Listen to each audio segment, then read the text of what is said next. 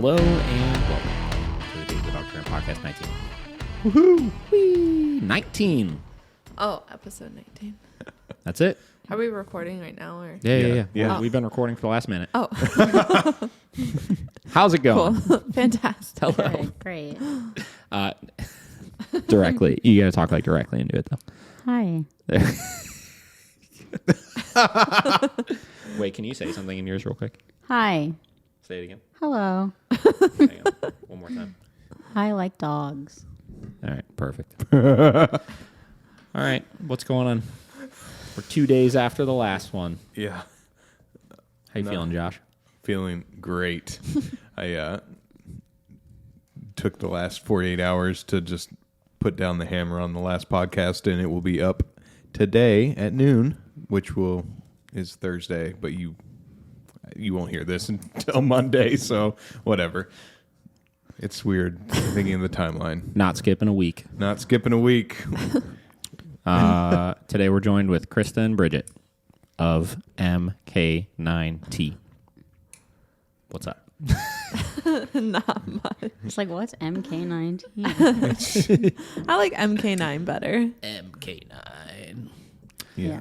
Christa was supposed to be on like 3 episodes ago, but The world blew up. the world blew up, and then and then she was supposed to come back the next day, and I bailed. She bailed. She bailed on us, so now she had to bring Bridget with her to feel better. What's going on, guys? Not much. Training dogs. Living life. Training dogs, living life. I hate being asked what's up. Nothing. I know. Well, today we're going to be doing a nice random podcast. What did you call it earlier? Hot takes. The hot takes. Is it hot takes? Yeah. Hot takes. Bridget's hot takes. On the hot spot with Bridget. Yeah, there it is.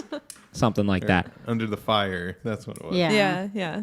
Rapid fire. Rapid We're going to have Dog lots of training rapid questions. fire dog topics today. She brought a giant notebook. Is that a doodle notebook? Yes, it Supposed was to my doodle in it? aunt's, but now it's mine. Excellent. See your questions. It's a lot. Oh my gosh. Well, before we get into that, God, I feel like we just wrapped 2 days ago, so there's not a whole lot of nonsense to talk about before, There really isn't. which is fine. So I guess we can get right into stuff. So today we got topics over there. Mm-hmm. We got a couple questions in here, and we're gonna burn through stuff. So, yeah, we're not gonna waste time. Let's jump into things. Do you want to do the questions first? Yeah. Have Krista. All right. Yeah, I got a question for Christa here. Yeah. All right, here we go. I got this text message the other day from Willow's owner, Riley. It's a long one. You ready? Interesting question / scenario for your next podcast. How do we approach going on walks, socializing with other dogs that don't have any structured training? For example, I've been trying to socialize my dog with one of my friends. She had a golden doodle. Had or has? Nice dog, but no training. So no concept of yes and no, heeling, walking nicely, etc. If we wanted to go to a walking trail, would I effectively ignore her dog and still enforce my dog's rules when walking? My question is that my dog gets high-strung that taking her on a walk with another dog would cause frustration being on a leash when there's another dog that is just walking around and sniffing freely. This one's really easy. Don't associate with people who have untrained dogs.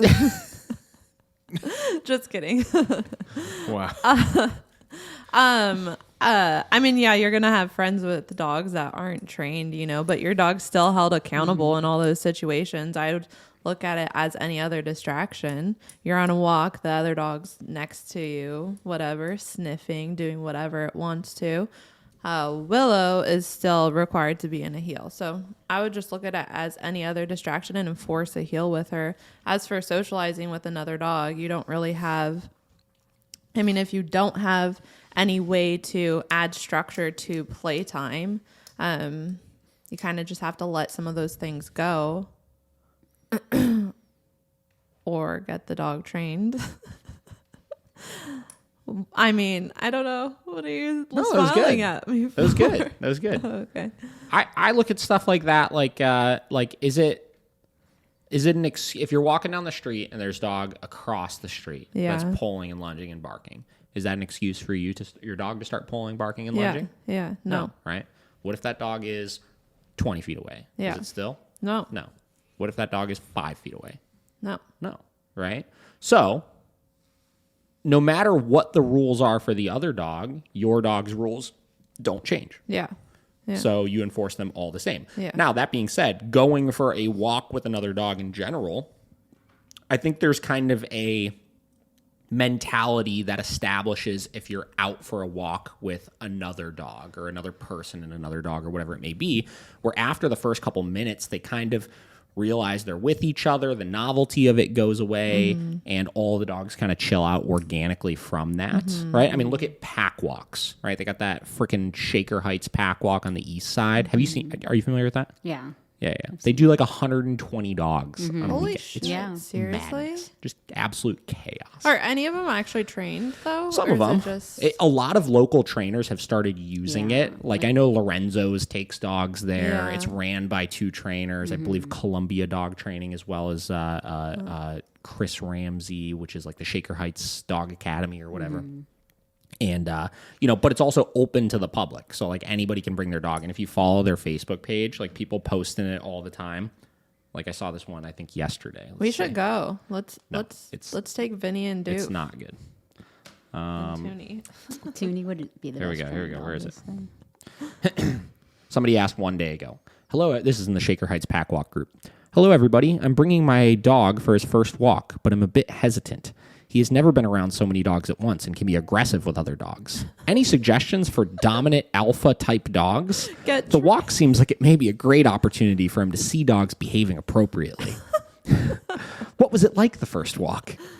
I love when owners are like, oh, if my dog sees another Yeah. dog doing it, they'll follow Get suit. it? And it's like, no. Learn from the other one. Yeah. But anyways, the fact of the matter is, like, listen, like, we could have a whole conversation about the pack walk and if it's a good idea or a bad idea or what. But the fact of the matter is all these untrained dogs go there. And yeah, for the first like 20 minutes of it, it's just dogs freaking out, losing their minds, stuff like that. And then a good majority of them just kind of fall into the groove of like, we're in a large group of dogs and we're kind of past it. Right. Yeah. So I think walking with other dogs is very similar. We have a lot of clients that have reactive dogs that will go and walk with other dogs, their friends' dogs and stuff, and I think it's beneficial for them. You know? Yeah. So I don't think anything changes. Yeah. Right? Now, I would not be trying to use it as a means of socializing the dogs, right? If you're going to go for a walk with another dog, go for a walk with the other dog, and you guys both keep your dogs under control as best as you can. But, really, if they're on the leash, there shouldn't be a whole lot of interacting. That being said, I have gone on hikes with friends before where we let the dogs off leash, and we'll use that as an opportunity to socialize the dogs together. And sometimes I think that can be beneficial because there's so many outside distractions going on. The dogs aren't going to be as hyper fixated on each other, so it's not going to be as intense of this like social meeting as you would see in like a little play session in like a yard or something. So, Yeah. yeah. Did you see out in like when you're in California or in New York, were there a lot of pack walks and stuff? Was that a big thing?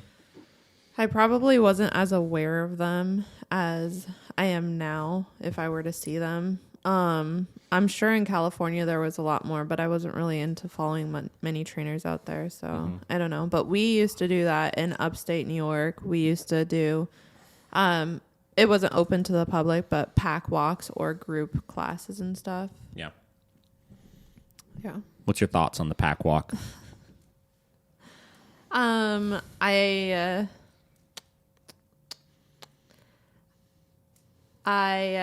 think a lot of people go into it hoping it'll solve issues or expose their dog to things properly, but they go into it without any training to control their dog in such a overstimulating situation. And I would, if I were to do a pack walk, I would first want to know, do I have control over my dog and do I have some training so I can apply it to this situation that's going to be overstimulating?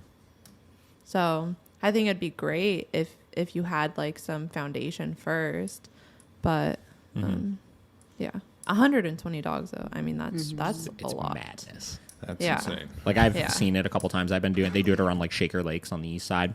And I used to do lessons at Shaker Lakes all the time, and there would be a couple times I was doing a lesson and then heard the pack walk coming from around the corner, and it's just this parade of dogs. Were they just all insane, nuts. or were they pretty chill? Hit or miss. I mean, Yeah. like I said, you got trained dogs, you got untrained dogs, you got kind of trained dogs, you got trainers, you got all sorts of stuff. Insane. Yeah. You know? It's probably more a hot mess at that volume. I would agree. Yeah. Right? Like, I think there are probably people out there that are doing it in a somewhat beneficial way. Like, Yeah. Anna, for example, right? Like, she has a pack walk she was doing for a little bit or is still doing, I'm not sure. Yeah. Where it was like smaller groups. I'm pretty sure she had like 5 to 10 dogs at it or something like Yeah. that. And I'm pretty sure they were all trained dogs by her. So she had a little bit more control over who all is coming to it, right? Where it's not going to be counterproductive, at least. Yeah. I had the conversation the other day with Nina and Tucker's owner. She was asking, she was like, oh, because she was talking about how she used to take Tucker to, there's another pack walk on the west side, like Elite K911 does like a pack walk or whatever, right? And she's like, yeah, I used to take him there, and he did all right, whatever. She's like, should I take him back, this, that? And then she started asking, she's like, you know, are you ever planning on doing like a pack walk or something?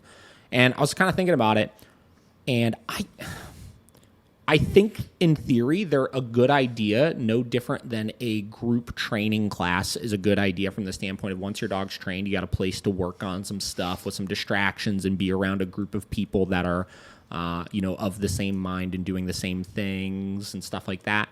I think from a training standpoint of just like getting your dog out and about to different distractions, I think it's good. That being said, I don't think that they're as productive as everybody thinks they are. Like you were saying, like you said, people think they're going to solve issues. They think they're going to help socialize their dog. They think it's going to be a good place for them to go get their dog past reactivity and stuff like that. And the fact of the matter is you can do that outside of a pack walking setting, right? And in some cases, some of these larger pack walks or less controlled ones, I think are more counterproductive because you figure like reactivity in particular, right? It comes from that stress of the dog feeling trapped, right? You stick a reactive dog right in the middle of 50 dogs in front of them and 50 dogs behind them. How is that relieving any sort of sense of feeling trapped? Yeah.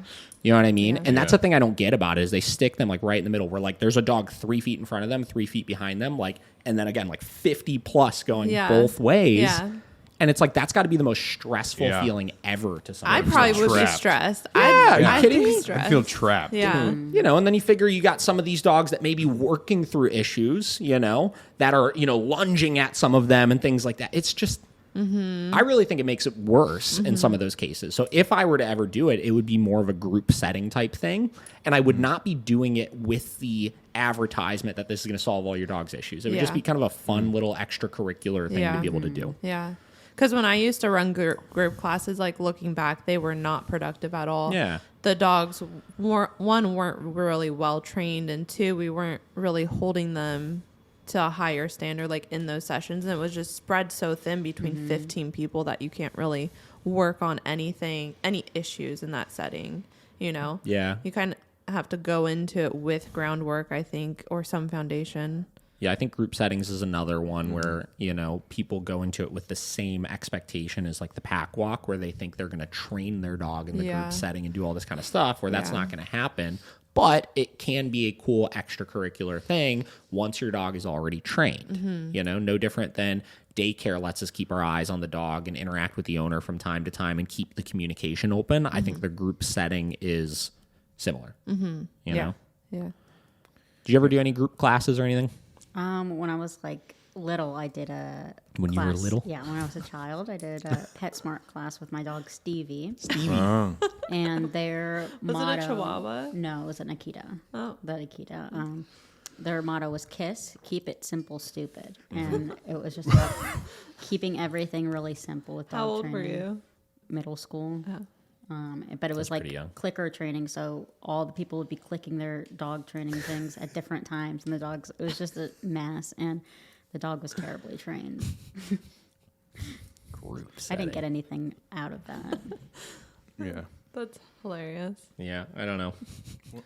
What was that dog festival thing that was in Lakewood? Spooky Pooch Parade. Yeah. What? That slaps. I'm a big Spooky Pooch Parade person. Yeah. But Did you dress Toonie up?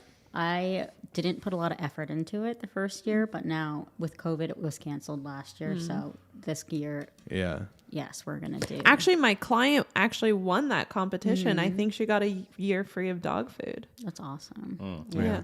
But there was, It was I just Toy remember Story. seeing there was quite a few dogs there that were just like, what is going on? Yeah. You know, and then they were like, oh, Fido, set. And he's just like, And Fido's Like, in like yeah. a sweater, yeah. with with like, dressed up like a horse. And he's like, what is going yeah, on? has no idea what is going on. Yeah, that's just like another one of those situations. It's just like, you should probably, I don't know, think about what you're putting your dog into before you take it there. Does anybody name their dog Fido anymore? I don't know. I'm just old, I guess. Yeah. It's like I a wanna 60s meet. thing. If there's a Fido in Cleveland, I'll train it for free. Yeah, I actually haven't met a Fido ever. I will. Someone's going to Fido. name their dog Fido for free training. I need like a birth certificate or something. Birth certificate. Okay, stating this is your real name. Social security card would do. Fido. All right, next question. This one's from Ellie. Ellie? Ellie Beltran. Hello, I have another question / topic for your podcast. P.S. Thanks for answering all of my precious questions. You're welcome. You're welcome. My question is regarding dog socialization and introductions. From your previous content and common sense, most of the don'ts are pretty obvious. Don't do leashed introductions. Don't have high reward objects around. Treats, toys, affection. Don't unnecessarily insert yourself into the interaction. But what are the do's for dog socialization with the other dogs, particularly when it comes to first introductions? When do you correct for rude behavior towards other dogs? For example, if a dog constantly comes in hot, high, stiff tail, chest, and ears forward, do you correct for that posturing right away? If a dog is playing and it becomes more rough and isn't being reciprocated, do you correct for that behavior so that it does not progress? Side note, this question partially stems from an experience with my own dog a few months ago. I took him on an off-leash walk with my cousin's dog. They were both playing a bit rough and chasing each other back and forth, but the play wasn't reciprocated. I wasn't paying attention for the first few minutes, and my cousin and I heard terrible fight noises, and they were fighting head-to-head. My cousin's dog did not have a scratch on her, but my dog ended up with a ripped ear and a few small punctures around the neck. The dogs had spent time together 6 times prior with no issues, inside hangs, outside hangs and walks, and on and off leash. So a lot of socialization. Neither dog had been in a fight prior or since. My dog had his e-collar on, of course, but the interaction made me wary of play and how it can quickly turn, and made me question when I should intervene to prevent this from happening. Thanks in advance. Do you know what dog this is? No, this is not a dog we trained. Oh. What do you think? Do's for socialization. When do we insert our... I think that's really the question more than anything. Yeah. It's not what are the do's, because it's really about the don'ts. I The think dogs decide the do's. Yeah. You know?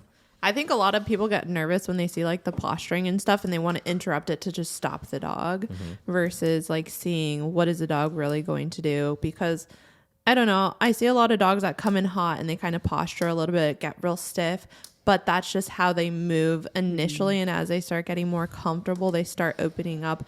When you correct that too quick without really knowing what the dog's going to do, then you're shutting the dog down and they're not going to learn to open up in socialization. Right? Mm-hmm. I think I would correct commitment. Oh, I think we're good. Let me check. Hold on. That happened the other day. I can't hear you. Yeah, you can. Oh, Can you? yeah. You weren't talking in your mic then, I guess. What's no. going on? Now I can't. Oh, fuck Messing me. with the thing down. All right, we're recording again. It's a weak socket. Christa hit the headphone jack. It's a weak Yeah. socket. A weak socket. All right, socialization. Back to it. Do I have to restart? Or? No. We heard everything you said. Oh, okay. I think if I were to correct, it would just be commitment. But in play, if it's not mutual and the dog is kind of antagonizing the other one and it's not being reciprocated, then I would probably step in and correct. Mm-hmm. Right? Yeah. I don't know. What are your thoughts? So like if one dog's just like really overzealous. Yeah. Kind of. If the other one's being a little too pushy and the other one's definitely not into it, or moving away or giving a little snap and the other one's not reading those cues, then I think it is up to us to correct that dog for not reading those cues. Mm-hmm. I agree. Okay, I have a couple notes here. So first and foremost, it sounds like these dogs had interacted a lot before, but one thing that I've always abided by when I'm introducing a dog to new dogs is keeping it slow and short, right? So I don't know what the context of this was, but I see a lot of people make the mistake of they will get two dogs together that may have been together enough times, right? But the dogs are hanging out for the entire time the humans are hanging out, right? It's like 2 hours, 3 hours, whatever, right? When we're introducing new dogs, I personally try to keep it short, right? I keep it around the 30-minute mark, and I keep it really structured from the standpoint of supervised, ready to address things when started, not running into a situation like you said in this post where, you know, we weren't paying attention and then we heard the fighting sounds. You should never run into that situation, right? Especially if this is a new place you were in with the dogs, right? Because it could have been anything, right? In this scenario, maybe one of the dogs picked up a stick off of the ground and started chewing it and then started resource guarding that stick, right?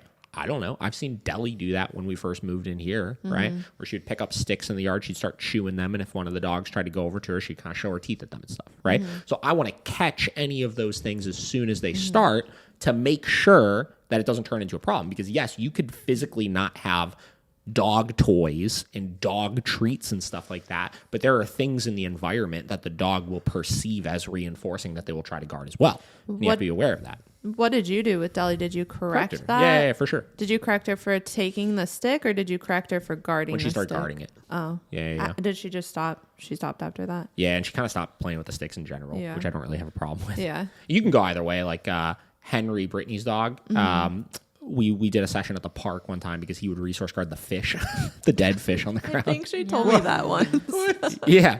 Literally, we took him there. And that was his big thing, was like dog aggression issues he had, right? And, in Edgewater Beach, there's dead fish all over it. It's disgusting. He found this big-ass fish and went over and, like, hovered over it, and another dog came up near him, and he full on... Oh, my God. And I told him no, Henry. Nailed his ass, like, as high as the e-collar went. He ran away from that fish, and they still tell me Henry has never went near a fish since Are you serious? that time. One time, that's it. One time, right? But again, environmental things that the dog will perceive as reinforcing, that if you're not watching and you don't realize something like that can happen, it can turn into a problem, right? So that's, I don't know exactly what the scenario was, obviously, but you want to keep it slow and short so that you could supervise it as intensely as you need to be, right? Honestly, if the dog is not a member of your immediate household, there should never be a time your eyes are not on them, right? Because they don't have that hierarchy established like my dogs do in the house or your dogs do or whatever it may be, right? They don't have that where one will back down if the other pushes on them or vice versa, right? Because they're constantly in a state of competition. And that's why when you set up play dates, the dogs typically are really intense with each other with the plays because they're still competing. They're still figuring that out, right? The second thing would be understanding the dog, right? So the big thing that was mentioned here was the posturing and stuff like that. And you hit this on the head where most dogs, when they meet other dogs, get stiff and posturing because play is competition, and that's how they do that, right? They do that type of stuff no differently than mounting, no differently than all these other things. The key is not we have to stop that stuff. The key is understanding how far your dog will take it and how the other dog will respond when your dog does those things, right? And we've talked about this numerous times in socialization. I'm not going to stop a dog from doing something like that. That's a social butterfly dog because the other dog is going to respond negatively to it, right? Because the problem is not the dog that's doing it. The problem is the dog that's responding negatively to it, right? Yeah. So you have to understand the dogs you're socializing with, and sometimes you don't know that until you put them in that scenario, and you have to kind of play it out and see what's going to happen and be prepared to address it if it turns into a problem, right? I think 90% of socialization issues, whether with dogs or people, come from us not understanding our dog's social skills, right? So that's another part of it, is understanding your dog's triggers so you know where you have to correct, right? Vinny's a postury dog. Like yesterday, him and Deli were playing, and they do the same thing. They do the chest puffed out, ears forward, quick. Yeah. It's hilarious, you know? And that's what they do, right? It's not a problem, right? There are other dogs that when they do that posturiness, it actually is I'm about to attack you, right? And you need to know that sign as well. Yeah. The reciprocating thing you kind of hit on with this, right? There are definitely times that I will correct for a dog not responding to cues, right? That Doberman I did the assessment with the other day, right? Super, super, super social dog, right? Year-old Doberman, very, very friendly, very rambunctious, right? Big dog too, right? And I let her out with, it was Queenie and, oh yeah, Queenie, Vera, and one other dog. Deli. You had No, it Deli wasn't out? Deli. Not for this one. I had Deli out with Franklin when I was doing Franklin. And same deal. She was playing so hard and just pissing the other dogs off, right? They were all turning around like snapping at her and trying to get her to stop and stuff like that. And she's just like, oh my God, we're around other dogs, right? At one point, I chose to correct for that because she just was pushing so intensely and so hard, and the other dogs were getting so pissed off about it, right? And it wasn't like, I don't think a fight would have broken out, but like it would have resulted in one of those dogs really needing to correct her in order for her to stop, which at that point, like, I'll just do it myself, right? So I would teach dogs how to respond to those cues. And we talked about this the other day with that one question about the multi-dog household, where I'll only do it once the one dog has committedly tried to stop the other dog multiple times and the other dog shows no sign of backing down at all, right? Then I will step in and give a correction after that dog corrects that dog. Out of curiosity, like on that of like us teaching dogs to respond to the other dog's cues, do you think that any timing has to be in play with that for the dog to really understand? Yes. Yeah. Yeah, it has to come. Dog you're conditioning snaps. it in. Yeah. Dog snaps. Dog doesn't respond. We correct. Yeah. Right? So we start conditioning in after this dog snaps. If you don't stop, we're going to correct you. Yeah. Right? Yeah. I mean, you're literally classically conditioning that cue. Yeah. Then the next one would be dogs just getting annoying in general, right? So I talk a lot about letting things really slide, right? I'm pretty loose about that kind of stuff. I want the dogs, for the most part, to figure it out. Sorry. That being said, there are times that I correct my dogs for playing with each other because it's annoying me, right? When they're in the house and roughhousing and we're trying to chill out and watch a movie or eat or cook or whatever it may be, they just need to stop, right? But do you sometimes let them do that? Or is it, hey, when we're chilling out? I try to keep it black and white of no roughhousing in the house so that it's a little bit more fair if I correct for it. And then if it's outside, outside I tend to keep it. You could be as high energy as you want out there. I don't particularly care. I'll typically use a command or something to stop them. Do they interact in the house that much? Not really. Yesterday was honestly the first time in a long time. Like I said, like Deli and Vinny started playing. I'm like, what are you guys doing? So sometimes when they're getting annoying, it's not wrong to give a correction for it if you want them to stop. And I think that helps them learn. This is a conversation of like using obedience versus just correcting for it. I think that it helps them learn a little bit of a cutoff cue for it, where like once it hits this point, I'm going to correct you, where once they start hitting that point, they kind of start checking in, as opposed to needing to be like kind of managed with the obedience commands and stuff. And then the last part of it kind of goes with that is when I'm socializing dogs with other dogs in general, I will occasionally test the dogs to see how in tune with me they are, right?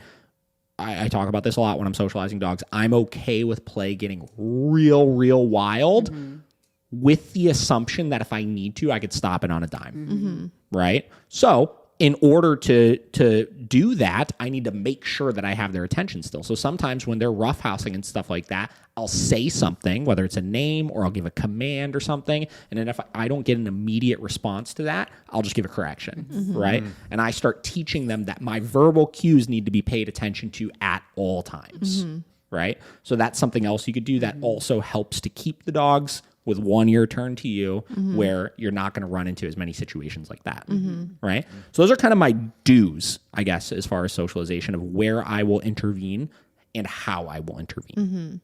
Okay. I think that's good. Follow-up points? No, but I guess for like owners that don't have any tools on their dog, how are you suggesting for them to create that? You can't. Really? It's very difficult to. Yeah. You know, you're kind of leaving. This is what you're doing when you do that. Yeah. Literally. Fingers Like, crossed. please don't get into it with Yeah. each other, right? You can keep a leash on the dog in case you need to go over and grab it or something like that, you know? But you have to have some sort of communication. Yeah. You just have, you know what I mean? Like, Yeah. Spray bottle with water. seriously, I mean, that's, a spray bottle. Just get the hose. We used to use a lot of those. Yeah. They're effective with some dogs for sure. Rocks in a little bottle. dart gun. Or Pennies like in a little- jar or whatever, pennies in a bottle. So something to interrupt the dogs. But again, you need to get into then the understanding of how do I apply a consequence for something? You know, how do I punish a behavior? Things like that. So Yeah. there's a lot of ways to do it, but no matter what, those are even training things, right? Yeah. They require an understanding of training to use. Yeah. You know, you could shake your jar of rocks all day long. But if it's not clear what it's for, spark! No, she just lets them fight it out. I do, yeah. I let a lot of things go between my dogs just to see how it plays out, and it always just one backs down, and I don't have to step in. And It's like a little because war they have that zone. relationship Yeah. established with you. You know what I mean? Like there's a big difference between dogs living in the same house and you socializing your dog with outside dogs. You know?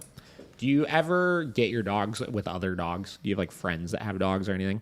my Doof. friends, yeah. Yeah. Duke comes over. My friends do have dogs that when they visit, they'll bring their dog, and they'll just play. And everything works out. Well, her mom's dog, Benny, do you Oh, remember yeah. that dog that you... Sure do. He's over here there. now, Nice. yeah. And he keeps going after Toonie. And I was just like, Mom, you're going to put an e-collar on this dog because he keeps just... Toonie's doing nothing. And he Didn't keeps just he going tried to after bite it. Doof too, I think. Yes. He tries to bite everybody. Dang. Dang. Dang. Who's the alpha small dog? Toonie. Nelson. Nelson? Nelson is the king of the house. He rules everything. And then I would say Minnow, Spork. No, you're just choosing favorites. You don't think Toonie runs your house? Toonie's corrects the dogs a lot, but she's kind of like senile, so it's like, What is she really doing? yeah. It's like the grandpa that sits in the chair Yeah. sleeping and every now and then gets up like, what are you guys doing? That's Toonie. That's, And I'd say Wow. Bottom. Then Bottom falls is- right back asleep. Yeah. Star is the Star or Sunday or Bottom dog. Yeah. Bottom tier. They're too chill. Good stuff. All right. Any last notes on that question? Oh, no. I think that's all of them. Okay. You got a list of Bridget's questions? All right, let's get into some more. We're a half hour in. We're Yeah. getting right into it today. There's no time for fluff. No time for it. wait, you should hold that up for the camera. This is Which camera? right here. This camera. I got some beautiful Are they notes all this on just page. one question or one Oh, page? oh. I got another page somewhere. She has some sketches, too. That's my aunt's. Oh. Okay. Oh my. Wow. I love it. We have 2 pages. 2 Are we going over pages. spelling errors or? No, Mm-mm, not today. Let's start with so where are these questions deriving from? You know, like what's kind of give us some background on all of this. Okay, so a lot of it, I'm very into TikTok, and TikTok dog trainers are blowing up right now. Blowing up. It's very popular on TikTok. Multiple dog trainers speaking out about different things. So just like this constant, like I scroll a lot through TikTok, and I'm like, wait, is that a good point? Is that a bad point? Like, there's positive only trainers, there's really heavy handed trainers, and there's balanced trainers, and in the TikTok world, there's this huge fight between balance trainers and positive only force-free training. And it's just like a constant toxic environment on TikTok, I would say. I would say it's everywhere too. Yeah, for sure. Yeah. And then a lot of ex-colleagues I have, like, well, I still follow them on social media, and the things that they'll post about positive only things start to, like, I question my own training style. I'm like, oh, is that a good point? Or is that not a good point? So as I'm learning training and to be a better trainer, I'm kind of like touching on all these topics to see if they work, and it's good to get your guys' advice on like different things because you're more experienced than I am. So I've seen a lot lately that I have questions about. And Yeah. I think it's really important to, at all times, be able to objectively look at what you're doing and understand what everybody else is doing, right? Whether you like it or not. Like, one of the books I always recommend for dog trainers to read is Karen Pryor's Don't Shoot the Dog, right? So it's a positive, heavily positive only book. It's all about why you should not essentially correct your dog, right? And why there's better ways to do it. And though I don't completely agree with it, there are points that are very interesting, you know? Well, I also think no matter what stance you have to know your opposer's stance too. Pretty. From all standpoints, I used to, there's so many now that I've lost track a little bit of it, but I used to know basically every single local Cleveland trainer's like training style, right? And the reason why I felt like that was so important, and it was so important for me to stay like up to date with that, is because when we would get dogs in that had been to this trainer or this trainer or this trainer, I would immediately be able to look at that situation and be like, this is likely why this didn't work, or this is likely why this didn't work, because I would essentially be able to find some of the holes in that training style, you know? And that's from balance trainers as well, you know? A lot of the e-collar trainers and stuff out there are some of the biggest culprits of it, you know, and not understanding some of the more important, like, sciencey side of things, which results in issues or a lack of, like, long-term success with things. So, yeah, no, I think that's good. It's kind of what we were talking about with when we went over that one doctor's. Oh, yeah. The positive. Did you see that one? Dr. Sophia Yin? Yeah, Sophia Yin. But we were just like reading through her, like in a little introductory thing, and picking out the positives of it, you know, because she's a very positive only. She's one of like so she is one of the first / most popular veterinarian behaviorists that existed before she passed. And she has like a whole website with like articles and blogs and stuff. And she had one that was called like 14 questions I get asked as a dog trainer or something like that, right? And we looked at it objectively, not from the standpoint of how do we, you know, what things do I hate about this, or why is she wrong with all of her answers or anything. We actually looked for it. We made a fucking list of points on it we agreed with or disagreed with. And we agreed with far more than we disagreed with on it, right? And I think that's important, because if you could look at somebody that has such a conflicting style to what you do, right? And you could find the similarities, right? And you can find what things are we saying that are the same, right? You know, those things are the important things. Those are the things that if we could all agree on those, there's some truth behind that, right? Because all sides are saying that, right? Yeah. And you could emphasize those things more heavily and push those on your clients more, understanding that they're so important, you know? So yeah, I think that stuff is really good. Yeah, I mean, it just shows that everyone's trying to have the same goal. It's just taking different paths to get there, and finding out which paths should intersect and which ones take you off the wrong way. You know. Okay, so we'll treat these like just like topic points. So we'll start with one, we'll discuss it a little, move on to the next. Okay. What we got? The first thing I'm seeing a lot on the TikTok, the internet, is constant enrichment with dogs. Dogs that are constantly being enriched by like toys, treats, all these different contraptions that they've invented now. And like clients will ask me like, well, I can get her this bone, but she doesn't like this bone, or I'll get her this, or I tried the treat ball and it doesn't work. And I was like, when are you using enrichment as a Band-Aid rather than just having your dog be trained? Like, does my dog constantly have to be doing something, being enriched by something? Does their brain constantly have to be simulated by treats, toys, things like that? And it's very popular right now. There's like videos on different, like putting tennis balls in a muffin tin and hiding kibble under there. Kongs, constant like bones and treats. And like I just got a Kong wobbler for my dog Sunday. And that's how she eats. That's the only way I'm going to feed her is through the wobbler, which is just like she wobbles the kibble out. And that gives me like an hour. She will do that for an hour. It takes her an hour.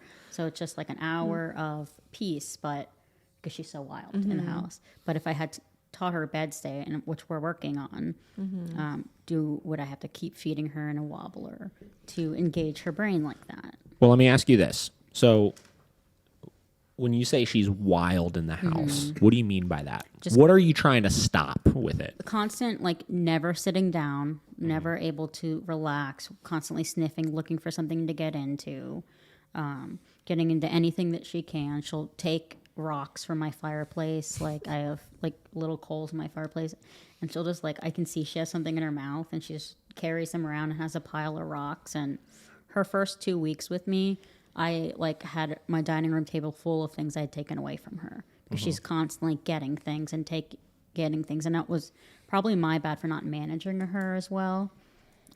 So we do utilize the crate a lot when I can't keep an eagle eye on her. But she needs that eagle eye when she's out of her crate, as she's in the process of training. You look like you have stuff to say. I do, but I thought you were finishing up. No, it's just a little follow-up question so I can put some notes down.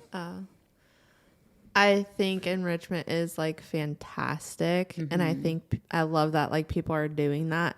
But I think that people use it to, like you said, like, Band-Aid issues that are there. Like, avoid issues by having their dog focus on something else rather than addressing the problem itself. Like, Sunday can't hold a bed stay, so I give her treats so she can leave me alone for an hour. But even bigger, like, she's in your house getting into stuff, you know. If that were something at the point in her training, if you stopped that, then you wouldn't need to. If you stopped her from taking things, you wouldn't need to distract her. But I think it'd still be good to, hey, you can't take things, but I'll let you, like, play with this Kong wobbler and eat out of it, you know. But first stopping, like, that. Grabbing things that don't belong to her. Yeah.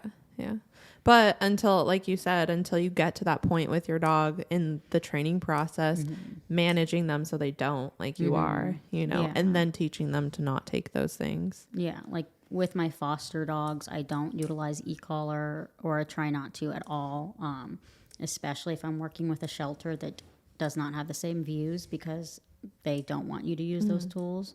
So I have to manage without tools for quite a bit of time. So I use a lot of enrichment, a lot of crate time, and crate and rotate the dogs, and a lot of, like, physical activity and walks to kind of manage bad behaviors, because I don't want to correct for them on e-collar. I would say. I feel like that's probably all you really can do with those types of dogs anyways. If you can't really train them, you're just managing. I think that kind of exposes the problem, though, right? Like, I mean, the viewpoints that a lot of people have on utilizing training tools and stuff. And listen, like, I'm not like, you have to use an e-collar for this, because, like, I'm sure there's plenty of other ways we could strategically go in and correct for these behaviors without using an e-collar, right? But, I mean, everything you described, right? Picking up rocks, excessively pacing around, looking for trouble. You said you had a whole table full of things she picked up, which I'm assuming you caught her with those things to take them, right? Yeah. That's a lot of opportunities to tell the dog, you shouldn't do this. Right? Yeah. And I mean, we know this, right? Like, once you stop that behavior and you tell the dog you can't do that, they stop doing that, and then your problem's pretty much gone. Right? As opposed to months and months and months and months or years of management and needing to utilize all of these enrichment things and stuff, which, again, I'm for enrichment. We talked about this, but it doesn't stop the problem, right? You giving her the Kong wobbler will give you an hour of, I don't need to supervise you because you're preoccupied with something, but it does absolutely nothing to tell the dog to stop doing this, you know? I also feel like if you stop her from doing those things, she'd probably just chill out on her own 100%. so much more anyways. I mean, a bed stay is fantastic in creating that, but I'm sure she would just necessarily need that, though, you know? Yeah. I think it'd be like an added bonus. Yeah. So I don't know. I mean, like that one, just logically, it's like, well, you know, I mean, it's what we do with dogs that come into our facility, right? You stop the problematic behavior so you don't need to micromanage them, and you don't need to have that hawk eye on them at all times, right?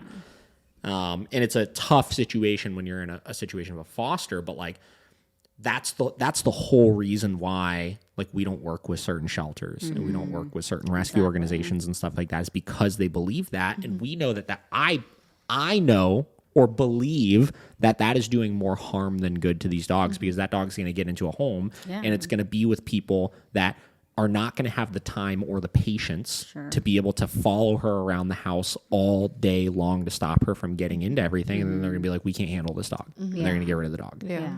Right?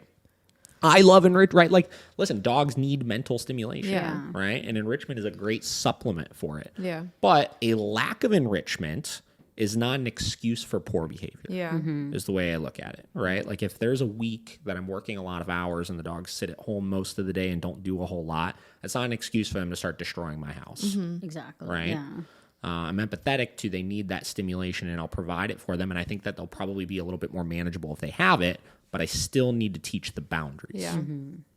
Yeah. Whereas I think a lot of people like you were doing with her use enrichment to give yourself like some time. Like I had a lot of clients who will do that too, or they'll use like those like lick mats with the peanut butter so they can groom their dog or do something versus working your dog through any like handling issues first and then giving them something to use for enrichment.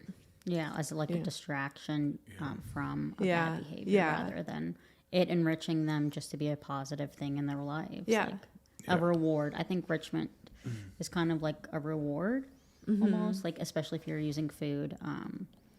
So now I have Sunday on an e-collar because I own her. And I'm just starting to correct for anything that's you take in your mouth that's not yours, you're getting corrected. If you're jumping on my windows, you're getting corrected. But I'm taking the obedience things very slow with her. Yeah. More the behavioral stuff. I mean, Bender's like really good. He's just he's chill all the time. I don't have to like when I'm editing, you know, I'll sit there for a couple hours, and usually about like halfway through, you know, if he's just been laying there being fine, then I'll get like the Orby ball or whatever and put like treats in there and kind of give him like a reward for like, you know, I know this is boring for you, but you've just been chilling, you know, so I'll give that to him so he has something to do for that like last hour or whatever, you know. But you know, it's just kind of like a reward for like, hey, you're fine anyway, like here's something for you to do. For sure.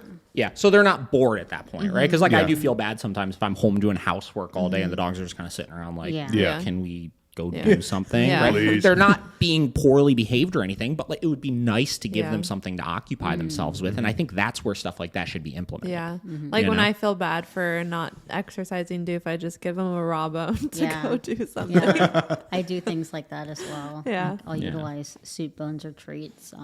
If it's a rainy, cold day and I don't want to walk. Yeah. Yeah. Cool. What's your That's next? a good one, though. I think, I mean, listen, like, and I'm not trying to poke at the rescue community by any means, right? Because there's a lot of rescues that we really, really love and work with, right? But I really think that exposes a huge, huge problem in it. Is not understanding that this stuff is simpler than we think, you know? And if we just go about doing some of those things, those are the kind of things that long-term will stick with the dog, you know? Look at jumping, right? Like once you stop jumping with a dog, you pretty much can take it wherever and they don't jump anymore. Yeah. You know what I mean? It's not an emotionally charged behavior that needs constant management. You know, it's just a little nuisance habit that they have that you could jump in, you could stop it, and you're good to go. You know? Yeah. Christa, I just want to point out something really funny. I'm not going to use a name right now. But I just got a message from somebody that had interviewed for a position with us saying they sent in a resume and got an email back for an interview. But unfortunately, whoever emailed me was very unprofessional and stopped emailing back after giving me a day and time for interview. Just wanted to bring it to your attention since you own the business. I know who it is. And then there were screenshots of the message conversation, and you guys literally confirmed a day and time. Yes, and they said I didn't confirm, and they no-showed their interview yesterday. Yeah. I just thought that was funny. People. I just said, it looks like you guys had confirmed a day and time. It didn't need any additional communication. Yeah, do I need to hire her now? Should I hire? I don't know. Whatever. I just thought that was funny. I just saw that. Not a good sign. Yeah. That is so funny. Like there was a starting back, on the you right foot. confirmed a day and like, hey, can you do this day? No, sorry, I can't do that day. I could do this day though. Great, let's do this day at this time. Yeah. All right. And then didn't show I'll up. be there. Yeah. Whatever. Okay, what's the next one? I love that I'm getting like tattled on. It's fun. Yeah. So fun. These are the things we deal with. Yeah. What else you got, Bridget? Okay. So That was a really good one. I like that one.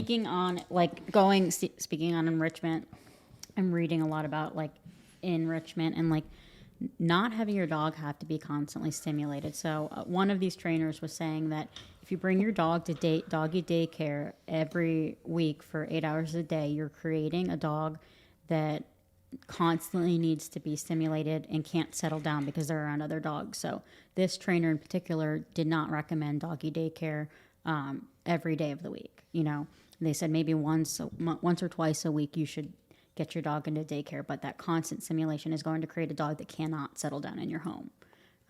Hell yeah. I agree. Yeah. Completely agree. We see this with, what were you going to say? Go ahead. I was going to say with Doof. When Sure. I first Yeah, started yeah, there, Doof was in daycare all the time. And then I started realizing, like, I think I created, like, a negative, not a negative, but a super aroused association with the facility, you know, as we all see with them. Yeah, I mean, this is the same as people that have dog walkers that come to the house every single day. They go and drop the dog off at their parents' house if they have to go to work. They bring the dog to daycare. Like, there are plenty of people that they create these dogs that are just never not with people, right? And it is such an important skill for your dog to learn how to just be by themselves and do nothing. It's essential, right? And I remember when I went to, I spoke at Tammy McLeod's seminar in Nashville, right? And she was working with this one dog who, and Tammy's a very heavily positive trainer, right? She uses e-collars and prong collars and stuff like that, but it's very, very positive, right? Which is fine. She's a very talented Does she trainer. have Learberg videos? She has a Learberg course on like building drive. Yeah. Like she has border collies. Yeah. I watched some of her videos. She's very, very nice. Yeah. Whatever. So she was working with this one dog, and the owner was sitting there, and every 4 seconds, either asking the dog to do something or giving the dog a reward for something, right? Constant engagement. And she could not get the dog to settle into any of the positions because the dog was always looking for the next thing, looking for the next thing, right? So they literally spent time just like, okay, cool. And again, I wouldn't have done it exactly this way, but spacing out those rewards, right? Making sure that there's far more distance in between the interactions that she was giving and stuff, and teaching the dog to be more independent in its thoughts and stuff like that. And that could be done with anything. That could be done through your training, right? Of you're giving way too much engagement and constant kind of information and stuff like that. That could be done in your day-to-day life where you're constantly talking to your dog or petting your dog. I mean, look at the people we see come in for assessments, and they're sitting there petting the dog the whole conversation for a whole hour. Right? And then it's like, okay, stop petting your dog for a second. They stop petting the dog starts freaking out. Right? Because the dog is reliant on the stimulation all the time. Or that client that we had too, that her shepherd was just amped all the time, and anytime it did a negative behavior, she would redirect to playing tug or something to distract We see the that a lot. dog. Yeah. And then to the enrichment things, right? This happens when you start using enrichment to stop problematic behaviors, right? Because yes, it's a Band-Aid at that point. Yeah, I could give a dog enrichment things for 8 hours a day, and for those 8 hours a day, the dog won't do anything bad. But what happens if the dog doesn't have those things? In the case of your Sunday, right? Like she goes around and she picks things up and does this and finds other ways to occupy themselves. So, I 100% agree with this. And same deal, not only from the constant engagement standpoint, but the daycare thing. I mean, you do daycare every day, those dogs are going to start getting crotchety and stuff as well. Like when you have your off day and you're just like, hey, I want to chill today. And your dog is just like, what are we doing today? And running around, and you're like, oh no. Oh, in upstate New York, quick story really quick. We had a daycare dog that would come every single day. She was the most high energy dog, and her owners were like marathon runners. They would run her like 10 to 16 miles a day.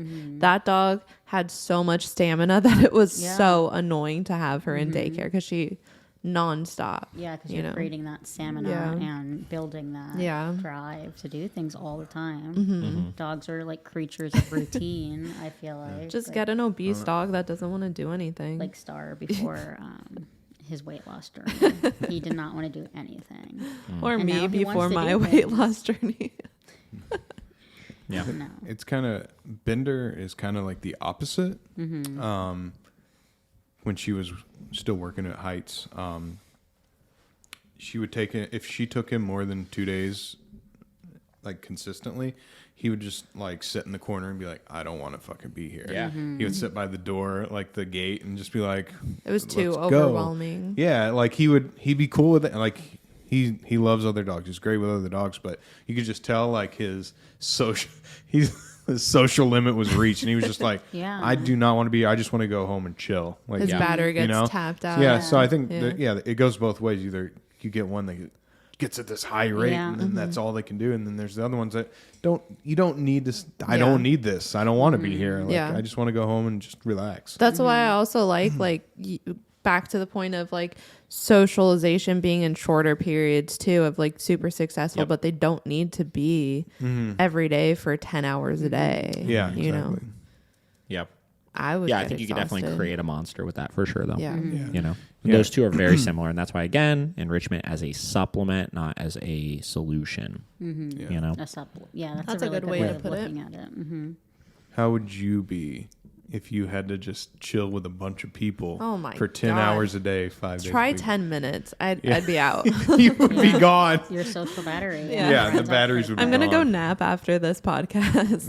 you know what's funny is I notoriously am the person that if I go hang out with friends, like I hit the wall, right? Where I literally run straight into it, and then as soon as I hit that wall, I go find the nearest couch and fall asleep.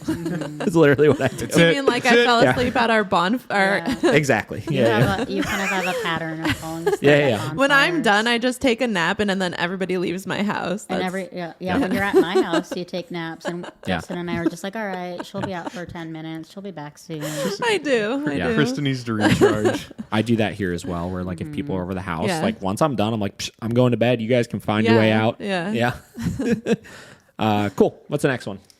Just to keep things on the kind of the same like concise topic, exercise. What role does exercise or training play in a hyperactive dog? Like, I'm seeing a lot of people say a great way to stimulate your dog without treats is trick training, teaching your dogs tricks without, having, like, you don't correct them. So clicker training, trick training, like stupid things you can do. That collie mom, do you watch her videos? Yeah. I really like watching Yeah. her. Like the dogs jump over her Yeah. and like jump on her feet, and it's like I want to do that.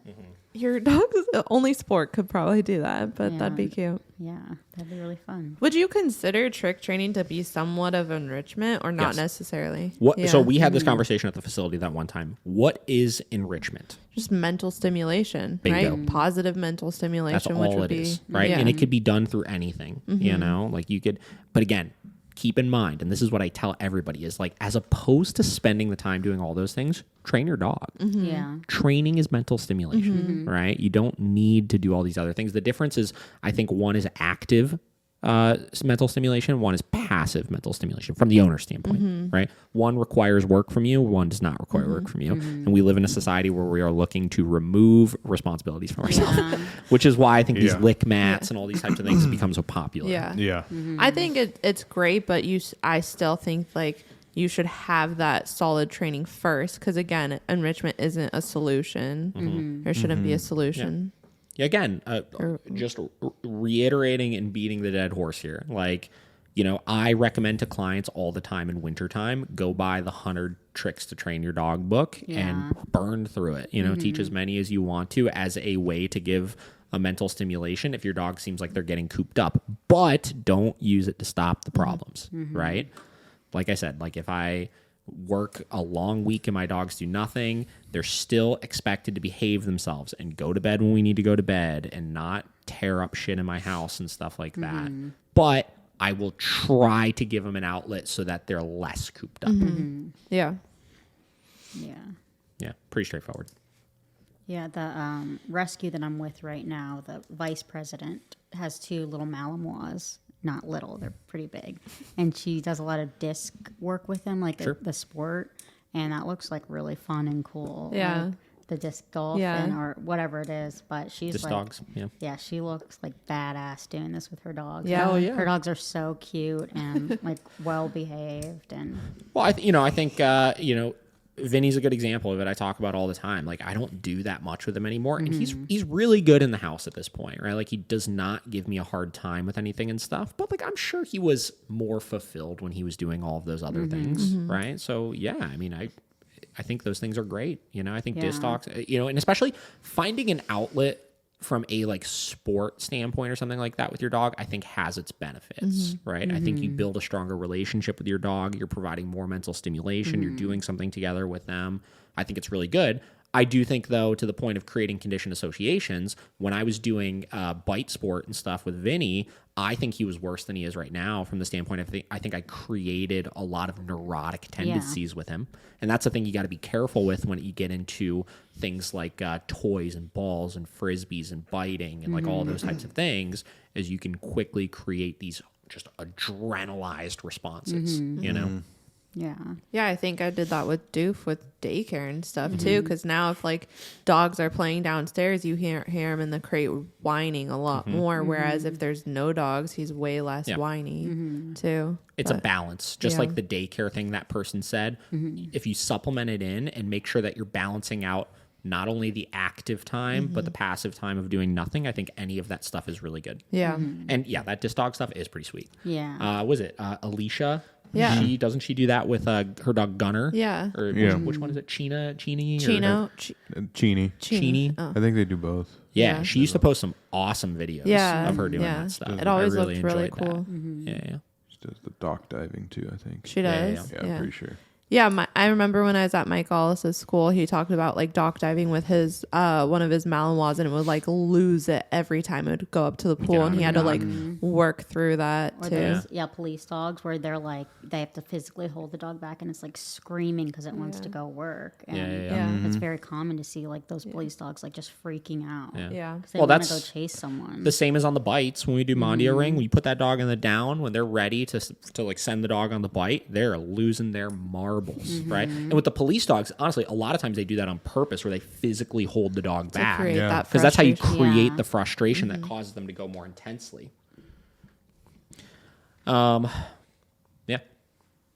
Yeah. I used to do, like, Rainey used to compete in hunting competitions. No, I know you look at her now and you're like, what?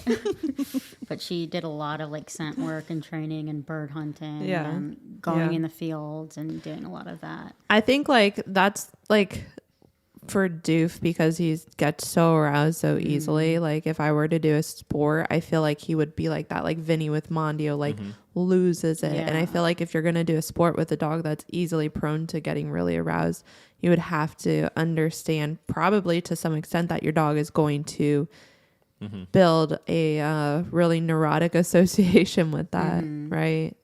I would agree. Like fetching or like recall, like like there was an episode of Caesar Milan where it was a German short hair pointer, and they did a lot of hunting with it and stuff, and it was retrieving. So then it would retrieve this like tiny little pebble, like the tiniest little pebble, and it'd like stare at the pebble and stare at the person. And she's like has like 4 kids. She's trying to manage her kids, and this dog keeps bringing this tiny little pebble to her. And Caesar Milan just like Caesared his way in there, and by the end of the episode, the dog wasn't bringing pebbles anymore. It's very interesting. I think it's such a balance, because it's like, okay, cool. Like, you get some of these dogs that are genetically wired to do these things, right? And it's like, they're gonna find a way to occupy themselves somehow, right? So it's really like, what is the balance of how much of that kind of stuff do you do with the dog versus try to fight that natural instinct, right? Because I think either way you create some problems, right? If you're fighting the instinct, I think you could find a balance, right? And I think that, in Vinny's case, right, I don't really let him do a lot of those things anymore, and I haven't seen huge fallout from it, but I definitely know there's times when he is not quite as fulfilled as he could be, right? But if you do too much of that kind of stuff and you really channel that, you create a ton of problems in itself as well, I think. I think it's kind of pushing your dog towards what fits into your lifestyle. Like, I don't want Doof to be neurotic. And being aware of the dog that you're getting as far as like, are these types of things that you want to have to do all the time with them? For sure. Because you get into like, it's not fair for you to own a dog like that and completely restrict them of everything. You know? Yeah. It's like people getting working German Shepherds or Malinois without really understanding. Yeah, I really wanted one a couple months ago, and I was like, couple months ago? Me not right now. You wanted a Malinois? You should borrow Vinny for like a week. Was it Vinny that made you want one? Yeah, it was Vinny and this girl that I like follow, and they're just like look so cool. And they are cute. That little Malinois puppy I had yesterday, Real cute. She was really good So looking. eventually in my life, I will have a Malinois when all the Chihuahuas. Have leave. fun. Good luck. Yeah, good luck. All right, on to the next. Okay. Need a battery break. Oh, quick battery break. Hold on. All right, we're recording again. All right. Bridget, next question. Where did we leave off? Okay. We're talking about exercise. Okay, so another topic is counter conditioning. Responses to things. Really cool trainer on TikTok. His dog training business is called Say It Once Dog Training. Yep. I really like watching his videos. I was watching a particular one where a dog would freak out if the owner's cell phone went off. Just even like a ding, like absolutely seen that freak before. out. Yeah. And so he was counter conditioning. What? He was counter conditioning the response to the cell phone by using treats in a basket full of tennis balls. So he didn't appear to be correcting the dog at all, and he's a balance trainer. Sure. And I just saw the process of like the dog is rooting through this basket of tennis balls, and the cell phone's going off and off and off and off. And every time the dog looks at the cell phone, he throws a treat in the basket of balls. And he's just trying to condition a different response from that dog. So I found that pretty interesting. But how would you go about that? Like if a client came to you and their dog freaked out every time a cell phone went off. What was the freaking out? Do you know? Like biting, barking, lunging, jumping, trying to get the cell phone. It was a big bulldog, so pretty serious stuff. And this guy just seemed to like so seamlessly fix it. But Go ahead. Is that not the same as a doorbell? And a dog freaking out Sure. at a doorbell? It's a conditioned right? response to something, Yeah. right?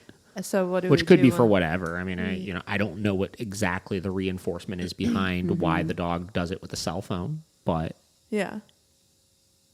Do you guys hear that? yeah, it's fine. Don't worry about it. Okay. Do you have more to say about it? Oh, well, I guess. We're gonna call this the awkward podcast. Awkward silence. I'm Lots of sorry. awkward silences spilled throughout. I'm sorry. I thought you were continuing with something. No. Take the reins. I honestly, I guess I don't really know that much about counter conditioning because I don't think that we use it that. What is counter conditioning? Hey, it went away. The hum. Yeah. What is it? Whatever the dog's response is, flipping it, basically doing a 180 response. Creating a new conditioned association with a behavior that had a negative conditioned association. Yeah. Right? So does it work? Sure. Right? Like you said, I mean, it obviously worked in this case. You know, I've seen before in the past people condition the doorbell to mean to get onto the bed, right? You condition in that cue that typically had a certain meaning now has the meaning of getting onto the bed for something positive. How right? is that not classical conditioning? It is classical conditioning. You use classical conditioning to counter condition something, okay. right? Classical conditioning don't is just mind the process of conditioning something, right? Counter conditioning is you're reconditioning something with counter conditioning that had a different association, right? Yeah. So you're taking it, this stimuli means this, and you're changing it to this stimuli means this, Yeah. right? So it's you're correct, right? Here's my issue with a lot of it, right? Not that it doesn't work, but, right? Let's start looking at some of the common things that people would counter condition, right? Touching paws, putting collars on, petting, doorbells, things like that, reactivity, right? All of these different things, right? It's the idea, my problem with it is the idea that you're going to make everything have a positive association and that is not real life, right? And it is not sustainable because of outside competing reinforcement, right? I think that most of these things, doorbell, for example, right? I think the actual reinforcement of somebody being at the front door is a stronger reinforcement than the association you're going to create of the dog getting onto the bed when they hear it. Right. And I think that just like you counter condition it one way, I think it will quickly counter it condition itself back to the original in time, right? Touching paws, right? Obviously, because the dog already has a negative association with touching the paws, I think in time, that negative association of the times that it scares the dog is going to be more powerful than the positive association you're going to create with touching the paws, right? Does that make sense? So I think where I prefer to use it is I prefer to stop whatever the response is first. That way I eliminate that reinforcement so it doesn't come back. Then I will counter condition the association to something more positive after, right?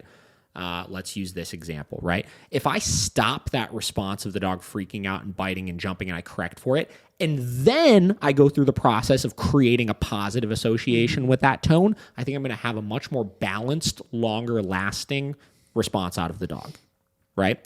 I look at this very similar to fearful dogs, right? And people that call us and say, I have a dog that's scared of everything and needs more confidence and stuff. And I always ask themselves, is the problem that your dog doesn't have confidence, or is the problem the responses your dog has when they get scared? Right? Because no matter what, there are going to be things in life that scare your dog. There are going to be things in life that your dog has a negative response to, right? That will not, I don't think that will go away, right? And if you spend all your time counter conditioning those things, you don't teach the dog to adapt to the stress and adapt to the fear and to face that head on and be more confident and stable through that, right? So I think it has a time and a place where you could spend time working through certain things and, maybe... Let's say you do it the reverse order. Let's say, because I don't disagree with what the guy did, obviously. I just think that long term, it's probably not going to be the only solution for it. Let's say you spend the time counter conditioning like that, so you teach a positive association with it. You teach what's expected, right? Then when that behavior resurfaces later on, you punish it really firmly, right? I don't have a problem with that either. I just prefer to do it the other way around because I think it's faster and I think it's a little bit more effective. I also think like a big... this probably isn't going to be worded that well, but a big negative side to it is, are a lot of owners going to do that with everything that their dog has a bad response to? No, because it's too time consuming. Exactly. Yeah. That's like the basketball's out. Yeah, it was probably just a highlight reel of that dog's best.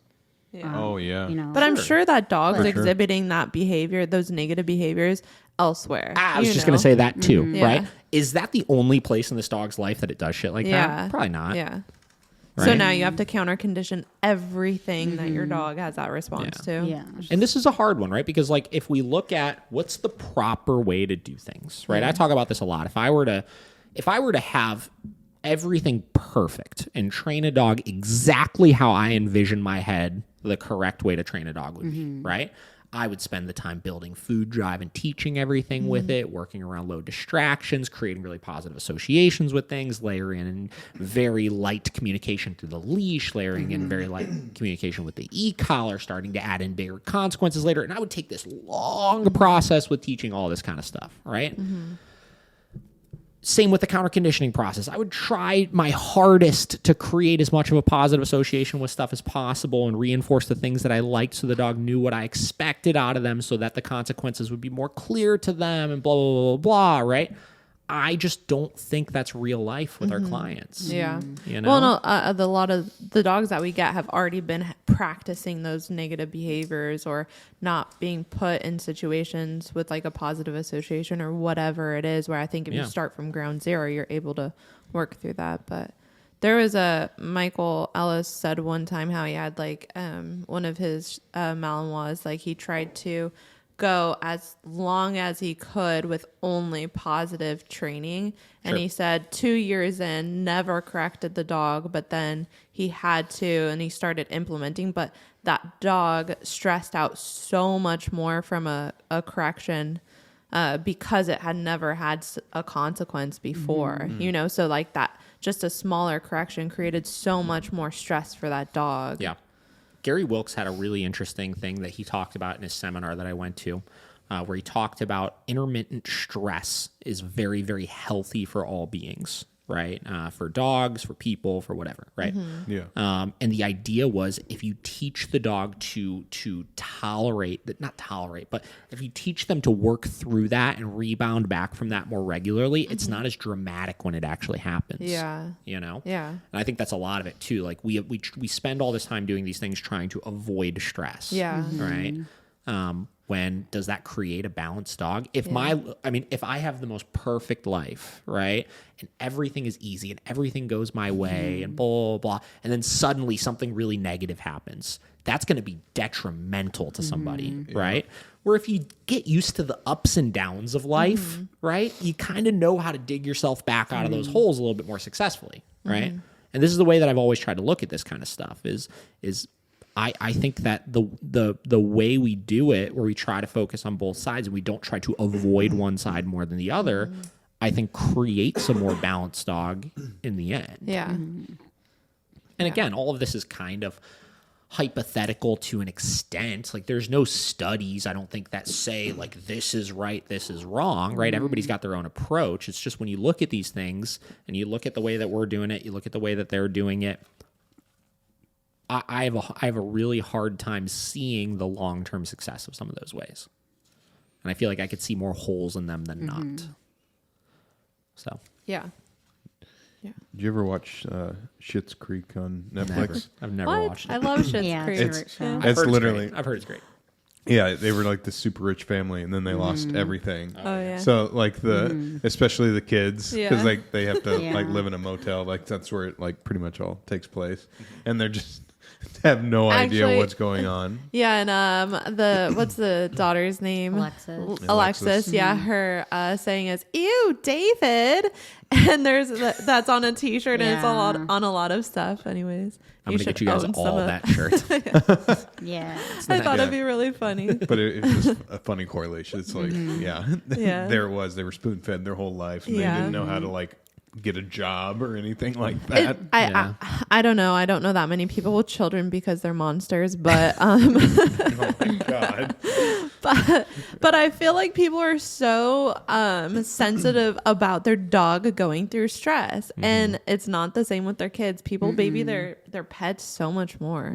I don't know. I work with a lot of families with children that are very, very micromanaging of their kids. Oh, with really? stuff like that. Yeah, see, I to don't know. avoid issues and like holding their hand through things and stuff. So you see it transfer to the dogs too?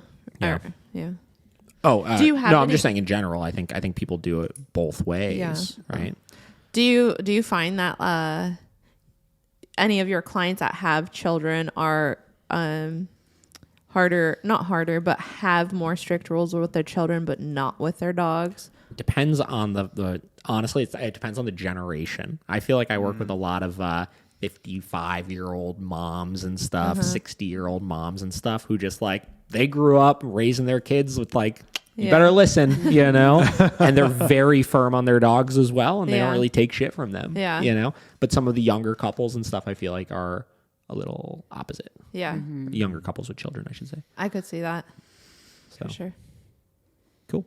Next. All right. I know we've talked about reactivity on leashes a ton, but in the positive only world, like I was deleting bookmarks from my phone recently, and there is this trainer called Patricia McConnell. Is that the one you sent me? Yes. I know Patricia. So when I was first starting out with Nelson, he was horribly reactive to the point I could not walk him, and he would slip out of his harness because I was a harness mom, and he would slip out of his harness and go charging at like 60-pound pit bulls and stuff. And there was one time he charged at this pit bull, and it literally like grabbed him by the neck, tossed him up in the air, and I have such a clear image of Nelson flying through the air, coming down.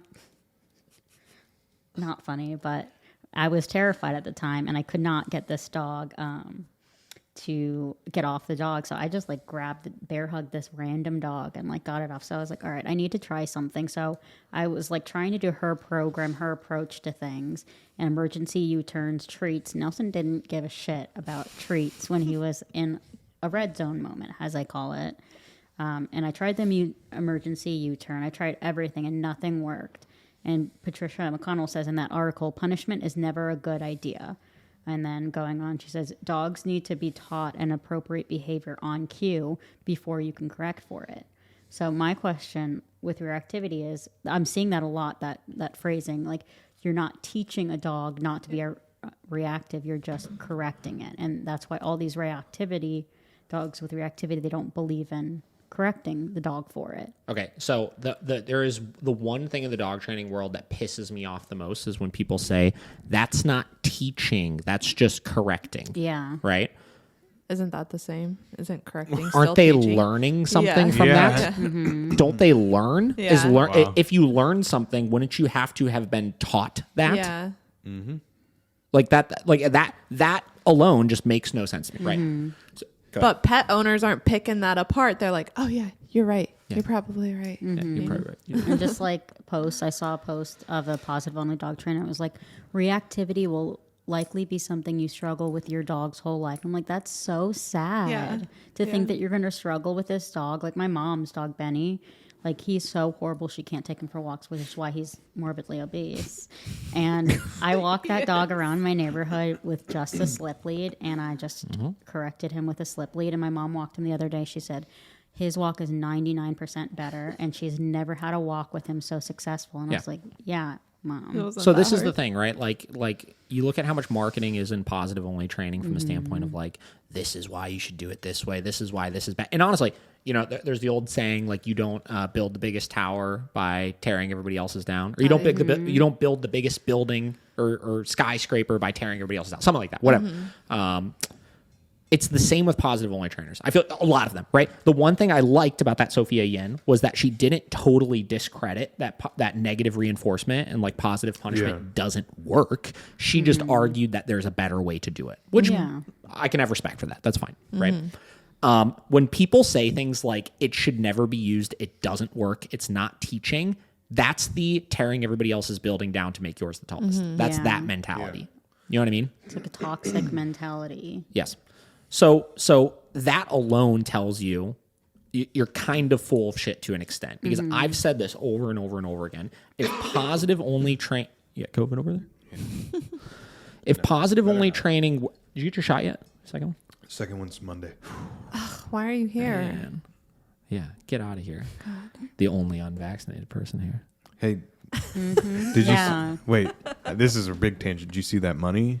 Yeah. Okay. We're not going to talk about that right now, because I got some strong opinions on that. Sorry. Whatever. I want some money. What a... Yeah, that's... Oh, Jesus Christ. Are you getting paid to get a COVID shot? Oh, $1 million or something? You're entered into a $1 million grand prize if you get your first shot. And now this one I don't have a problem with. There's the other one is like they're going to pay somebody's college tuition and stuff like that. Whatever. I don't want to get into it. She's about, I'm going to get the shot now.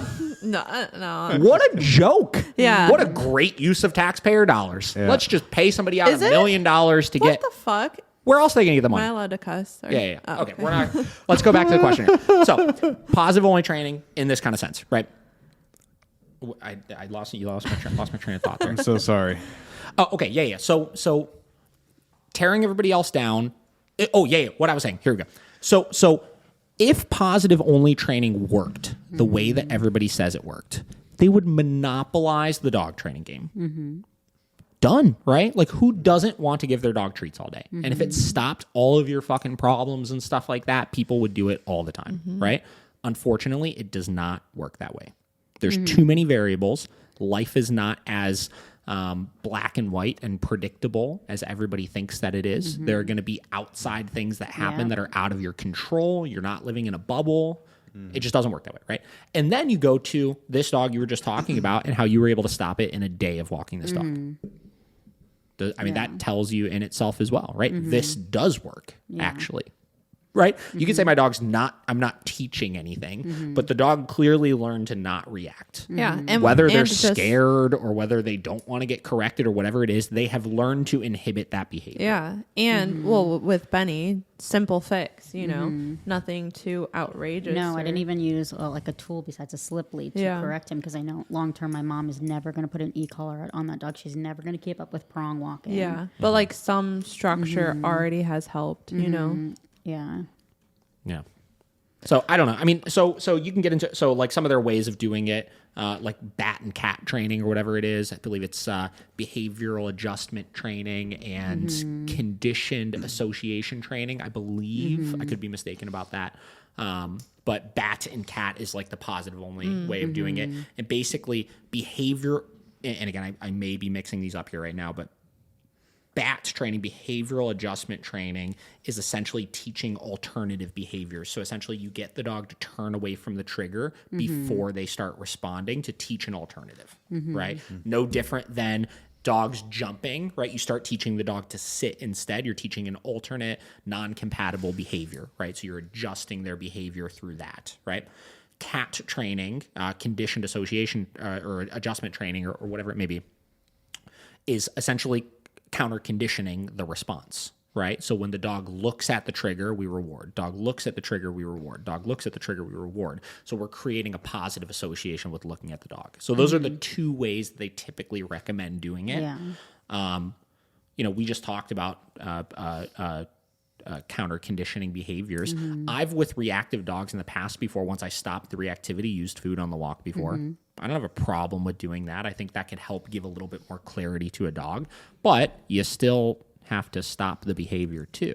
Yeah. Right? Because the only way that works, and I use works loosely because, I don't know how long lasting it is if you live in that bubble, can always work at the proper threshold with your dog. Because the second you get past threshold, you've lost the fight. Well, I mean, all these Instagram videos that I'm seeing of like these positive only owners, just owners, not even trainers that have reactive dogs. Oftentimes, a lot of them are saying like, 6 months and we finally have my dog's not like freaking out at the end of the leash. Mind you, they're still 20 feet away from the dog, not even being able to pass the dog. But are owners going to want to take 6 months of continuously working with their dog just so they don't freak out? Like, that's not going to be consistent. It's not, long term. Yeah. I don't know many owners that want to put in 6 months just for their dog to not freak out from 20 feet away. And like, more power to you if you're going to put that much effort into your dog, and if you feel like that training is working for you. Like, I'm not going to demonize the way that you train your dog, as long as you're not going to come after me for the way I train my dog. It's just like there's so many people right now that are so unwilling to train their dogs. They're so unwilling to correct their dogs, and I feel like that's so sad. I think you have to look at, especially like with the clients that we work with and that we train pet dogs too, what are owners going to keep up with? Because how can we get this dog successful, and how are the owners going to be successful and keep up with the training? I always get the question, when can I take the e-collar off? Like, when they're so eager to, and I'm like, wait a second, like, just calm down. Let's do this training. Calm down. Consistent. Calm down. Do the training. Be consistent with your corrections. Set your boundaries in your house. And we'll see where you are in 6 months. We'll see where you are in a year. We'll see where you're in 2 years. I mean, but even then, like, your dogs, my dogs, like, they still have the e-collars on, we still use them. They're going, like, my dog's going to be on an e-collar the rest of his life, not because he needs it to be okay, but. We talked about this in the Sophia Yin thing, where I'll agree with what the positive only trainers say of negative reinforcement or positive punishment is contingent on that reinforcement always being there, right? But I will also say that's the same with the opposite, right? Positive only training will be contingent on the dog always having some degree of a reinforcement schedule as well, right? So it's like, it's the same either way. I think an e-collar is easier to use though. And then if you could leverage both, it makes it even better. But people are so eager to not have an e-collar on, or to not. You're always going to put a leash on your dog when you walk down a busy road. Yeah. That's what I say. So why not put on a tool that you can communicate a little better with your dog than just that leash? Yeah. I agree. I think another big factor when it comes to reactivity and it comes to the success of the kind of counter conditioning route with it is how emotionally charged of a response the dog has.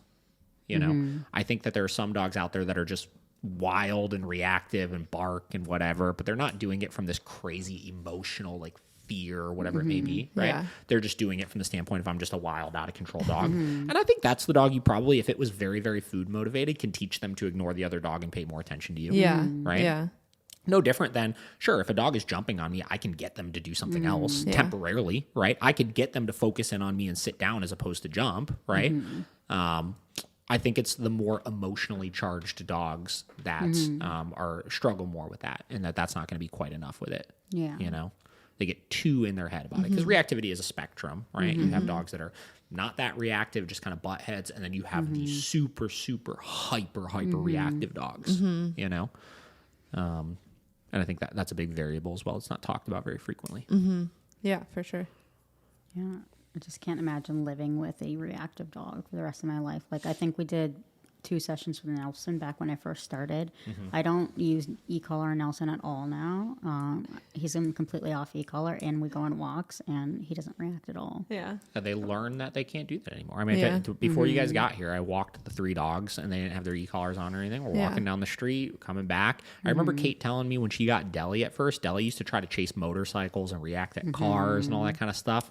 She doesn't do that anymore. Yeah. You know what I mean? Yeah. She learned that that is not an appropriate behavior. Yeah. And I don't need to carry around a pocket full of treats for the rest of my life. Yeah. And I'm not contingent on having the e-collar on all the time as well. Yeah. Like, I can get Doof to do things without an e-collar, but it's also Not my as safety net. reliable. Yeah. Yeah.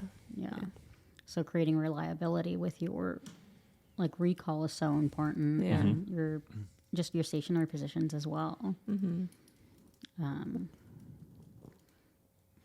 What else? So yeah, for when your love is it is so much for your dog that it becomes self-centered, self-serving. So I'm not going to name the client's name, but they love this dog so much that when they came for the send home, like there was no stopping them from touching the dog. Everybody went around and held the dog and kissed the dog. And I was like, multiple times, I was like, let's keep it in a training. You know, I kept saying it. They completely blew me off. And I was just like, how selfish this is right now to be loving on your dog and reinforcing all these nervous behaviors. And then, like, when is your love too much for your dog? Like, affection, like playing, like, everyone wants to give their dogs affection, but like refusing to use an e-collar because you think it's abusive, or loving your dog so much you're constantly enriching it, constantly keeping it its mind stimulated because you think that this is what best makes you feel better. But people don't often step back and say, what does my dog need? Well, I think That's where it's our job to tell them that. Go ahead, That's exactly what I was going to say. Yeah. I mean, that's it. That's our job to communicate those things. And this is where you start getting into the tough conversations you have to have with owners and having the confidence to be able to deliver that message really effectively, you know? Like those are the kind of owners where it's like, okay, cool. Like we're gonna hit pause. Like we talk about that before in send home sometimes and stuff. We got to hit pause and we need to have a real conversation about this right now. Like you guys need to stop doing this because of this, right? And you know, and this never happens. But like if somebody just told me, no, I'm gonna do it anyways. Yeah. Get out of here. Yeah. Then. You know what I mean? I've Like, never sorry, had it like, I can't. happen. Most people, when you explain what you're get it. doing, Yes. You know, But sometimes you do have to be very blunt about it. But I'm like still working on that. it's so hard to look internally at that kind of stuff, you know, like unless you have somebody on the outside communicating those things. I mean, any good self-development that you do, like non-dog related, dog related, whatever it is typically triggered from an outside source, whether it's somebody telling you something, you know, you having a conversation about it, you reading about it somewhere that forces you to kind of look at it and question it, you know, any of those types of things. And social media and the culture now is to give so much affection and so much like things to your dog, you know, treats and toys and beds and like all of this stuff. Yeah. To answer your question, where it becomes selfish is once it's been explained to you very clearly and you have consciously communicated that you understand that and you choose to still do it then. Yeah. That's where it becomes selfish, is once you understand how it is creating problems, but you emotionally cannot stop doing it still. You know, that's a you problem at that point. Yeah. But until it's communicated clearly and effectively, I can't put too much of the blame on them, right? Like that's like when we talk to new clients And I could listen to them and I could tell them, literally, you fucked all of this up, right? But they didn't have the knowledge to not do that. So even though, it's your fault, but I don't hold that against you. I would say almost 99%. I can't think of a client that I've explained it to and has chosen not to listen. Maybe in some situations where they're still practicing that impulse control themselves of not having the habit of petting their dog. But I would say almost 100% like understand, and they work through that and try to stop for the better of their dog. Yeah. Yeah, I agree with that completely. But I think that's the key with it. Yeah. Just like too much love creates a dog that's just like so unstable because it's so reliant on what you're going to do next, what move you're going to make. Yeah. Well, and if I have clients like that are ignoring what I'm saying, then like David said, hit pause, doing whatever I need to explain what the dog's reaction is to all that affection that you're giving and why it's bad, you know? And then they start seeing like, oh, in this real situation, I'm giving so much affection to my dog and they're jumping on me, they're nipping my hands, they're whatever, or just in a neurotic mindset. And when they start seeing that and realizing like their behavior is creating a negative behavior in their dog, then I think they start piecing it together. Yeah. You know? Yeah. It's like when you personally get frustrated with friends of yours, when you're like, please leave Doof alone. He is in a down state right now. He's working, and they go up and purposely mess with him. Yeah. And that's like breaking Doof's stability. Yeah. That's, for me, that's really self-centered of them because they want to pet the dog so that they're not listening to you. And that's when I try to, I know who you're talking about, but that's when I try to like explain to them, like, do you not see that my dog is freaking out right now, holding a bed stay, but still freaking out, and you're causing that. And then if he breaks it, I need to step in and correct him. Whereas, you know, if you can leave him alone, we can just not have a whiny dog. Yeah. And it must be frustrating for you. Yeah. The emotional standpoint of like the relationship makes that hard as well. Yeah. You know, so like I have no clue what you're talking about, obviously, but you know, there are certain people that if you have like a very close relationship with them, it's very difficult to set boundaries. Yeah. Right? Because it's this like we do, Yeah. you know what I mean? Like we don't have those boundaries because we just hang out and do whatever together. We're always having fun and this and that. But then you start understanding how important it is to set boundaries in your day-to-day life with friends, with colleagues, with whatever, you know, dog, you know, anything. Yeah. Like you would never in a million years allow somebody to come up to your dog in public. Yeah. It wouldn't happen. Yeah. Right? We talked about it on the podcast the other day. I was at Platform on Monday with Vinny, and like 6 people tried to just come up and pet him. Yeah. And same deal. I was like, no, you need to like get the fuck out of here, or you can't do that. Yeah. Right? I more so do it out of like my irritation of you not even asking me to. Like I find that rude. But that's and, like, the I same get they thing don't with somebody coming to your understand. house and just trying to pet them. Yeah. You know, and especially if you're trying to communicate a boundary and they're still doing it at that point. I definitely communicate. It's one of my neighbors who is like in that like pet owner type of mindset where every dog should just be like so loved and like given so much affection or whatever. And like I definitely like set those boundaries, but you know, when he's drunk he doesn't care. But He keeps crossing that, and it ultimately affects at you. that point now though, I removed Doof from the situation. Sure. So now anytime I hang out with that, Doof's in the crate or Doof's not at my house, you know. Which is, I think, is still setting a boundary. Yeah. Right? Yeah. Setting the boundary of, listen, like you're not able to behave yourself right now, so you're not going to have. What quadrant of learning is that? Oh my God, stop. What is it? What is it? I can't under the pressure of this. You're removing something from the equation negative to decrease the reinforce. likelihood of a behavior. No. Punishment. Sorry, negative Yes, punishment. negative punishment. Can you She's erase this removing clip? Doof from the equation. No. Who's editing this? To decrease the likelihood of his behavior of not listening See, to you. I told you that when you test me in the moment, I can't think of what That was it a good is. one, right? Yeah. That was a good one. Dang. But Quadrants of learning. It's real life. Yeah. They exist. I do what I have to do to make sure like Doof's not going to be reinforced in that situation. If you can't control yourself, Doof's getting out of that situation. Yeah. Sure. If the thing you're trying isn't working, then Yeah. you have to look at what else you can try. Yeah. Yeah. Here's an interesting one for you, because our groundskeeper in our apartment complex, My groundskeeper. yeah, whatever he is, it's Your a pole boy. it's a sad like old guy that's not all there. So they kind of gave him a like, here, you can live here and you can like mow the grass and stuff. Mm-hmm. But he's not all there. I want that job. He's 100% not all there. And he loves Bender. Loves Bender. Like, oh, thank you so much. He's the best dog in the world. Give him many puppy treats for me. Mm-hmm. That's my building manager. He's like a really nice guy and he means well. But like he doesn't remember like when we are like out there training him or whatever, like, and we try over and over, but he forgets. Mm-hmm. And then he'll try to give Bender like human food all the time.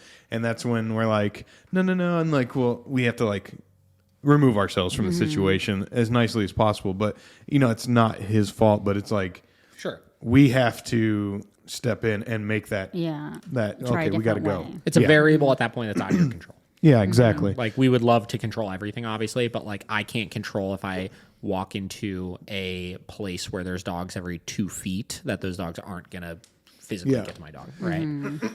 So you just avoid the situation then at that point. Yeah, you just avoid it. Or like we were saying, like you physically have to just kind of step in and know it's time to get out of here or whatever. Yeah. Big time. What else? Okay. What a common thing that I've had people call in and ask, like over the last year, about 5-6 times, and then a lot of the internet is saying you are not a dog trainer unless you are certified in whatever that certification acronym is. It's ABC. Are you talking about ABC? Animal Behavior College? Yeah, there's one, and then there's CPT. And then like Certified Professional dash Trainer. something CPDT. else. Certified Professional Dog Trainer. So there's people that have told me you are not a dog trainer because you are not certified. Is ABC do the CPDT? I don't know. Is that what? Oh, I'm not sure. Or is there multiple schools that qualify you for that? Because I don't I know. think that they're different acronyms, if I'm not mistaken. ABC is a college. Animal Behavior College. Yeah. Should tell you how do ridiculous you graduate this with a is. CPDT? Let's find out. You guys discuss this. So This should tell you how ridiculous all this is because you're just saying a bunch of letters. Like, is CBT X, Y, F, I G? have Well, my we're probably not good dog GXY trainers because none of us know. No, yeah. I know what they are. I just don't know what specifically they are certified. I don't know what ABC is certifying. And Oh, what yeah, does yeah, I that don't- course look like to make you a certified dog trainer? I have very limited experience with any of this stuff except at one of the facilities that I used to work at. There was one of my coworkers was going to the ABC and trying to become a dog trainer, and I just know that it had very limited actual handling hours that you needed to graduate, and most of it was book stuff. And I think that this is a very much hands-on skill that you need to learn, and you're not getting that from online training. Yeah. I mean, learning something online, like there's a vet tech program that I was doing online back when I didn't know what I wanted to do. Yeah.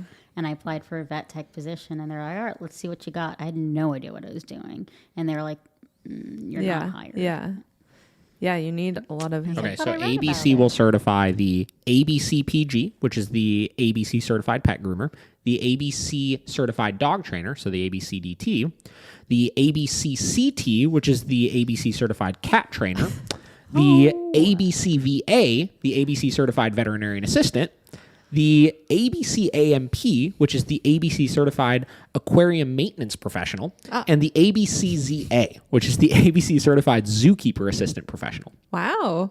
They actually do more than I thought they did. Sounds like it's a bunch of bullshit. Pay 10 grand So here's for the a thing, program. right? So, So who certifies the CBDT? hang on. That's the Nobody. question. Like, This is going to be my point in a minute, but I do want to look this up real quick. So, this one girl that I do like on We should Instagram. probably get demoted, huh? Well, you're not certified. Yeah, you're not certified. Because we're not certified. The Dawn to Dusk dog trainer. Wow, way to call out. No, I like her. I like Oh, her. But I'm on her bio. I can't think of her name on Instagram. it is Dawn. there we go. I'm ABCDEFG certified. Okay, so this is my point here. I'm gonna read this in a second.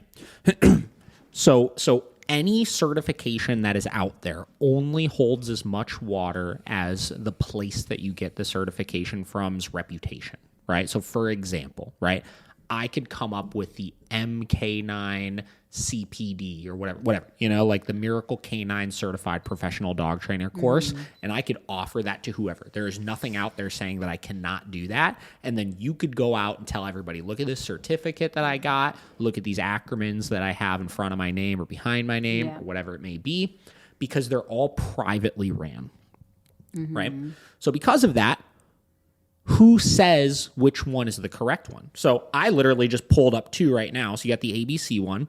This one is from the CCPDT, which is the Certified Council for Professional Dog Trainers, who has the CPDTKA, which is the Certified Professional Dog Trainer Knowledge Assessment or Assessed.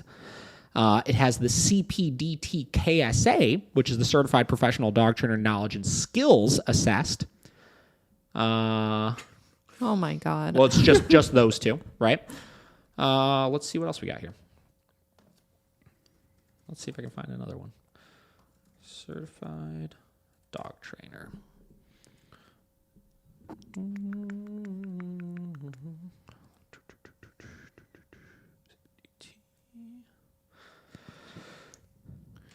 MK9 Yeah, should we start a dog training course? DT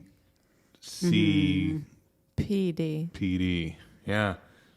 You can put that on Christa Canines. MK9 CC PD. Krista's Canines Certification Professional Dog Training. Make your own certification. Here we go. So this is interesting. So the sprucepets.com says the 8 best online dog training certification programs of 2021. So best overall, Karen Pryor's Academy. Best runner-up, International School for Certified Dog Trainers. Best budget, Penn Foster Dog Obedience Trainer Instructor Career Diploma.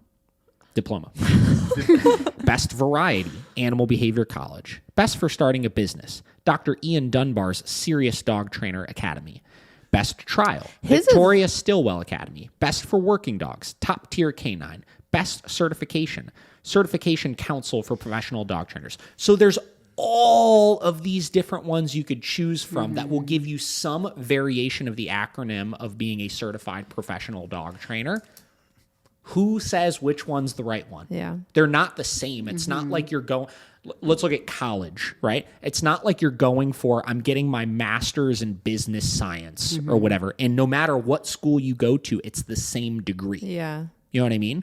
It's a different degree for each school. Yeah. Each one is teaching a different curriculum. Yeah. There's not a standard for it.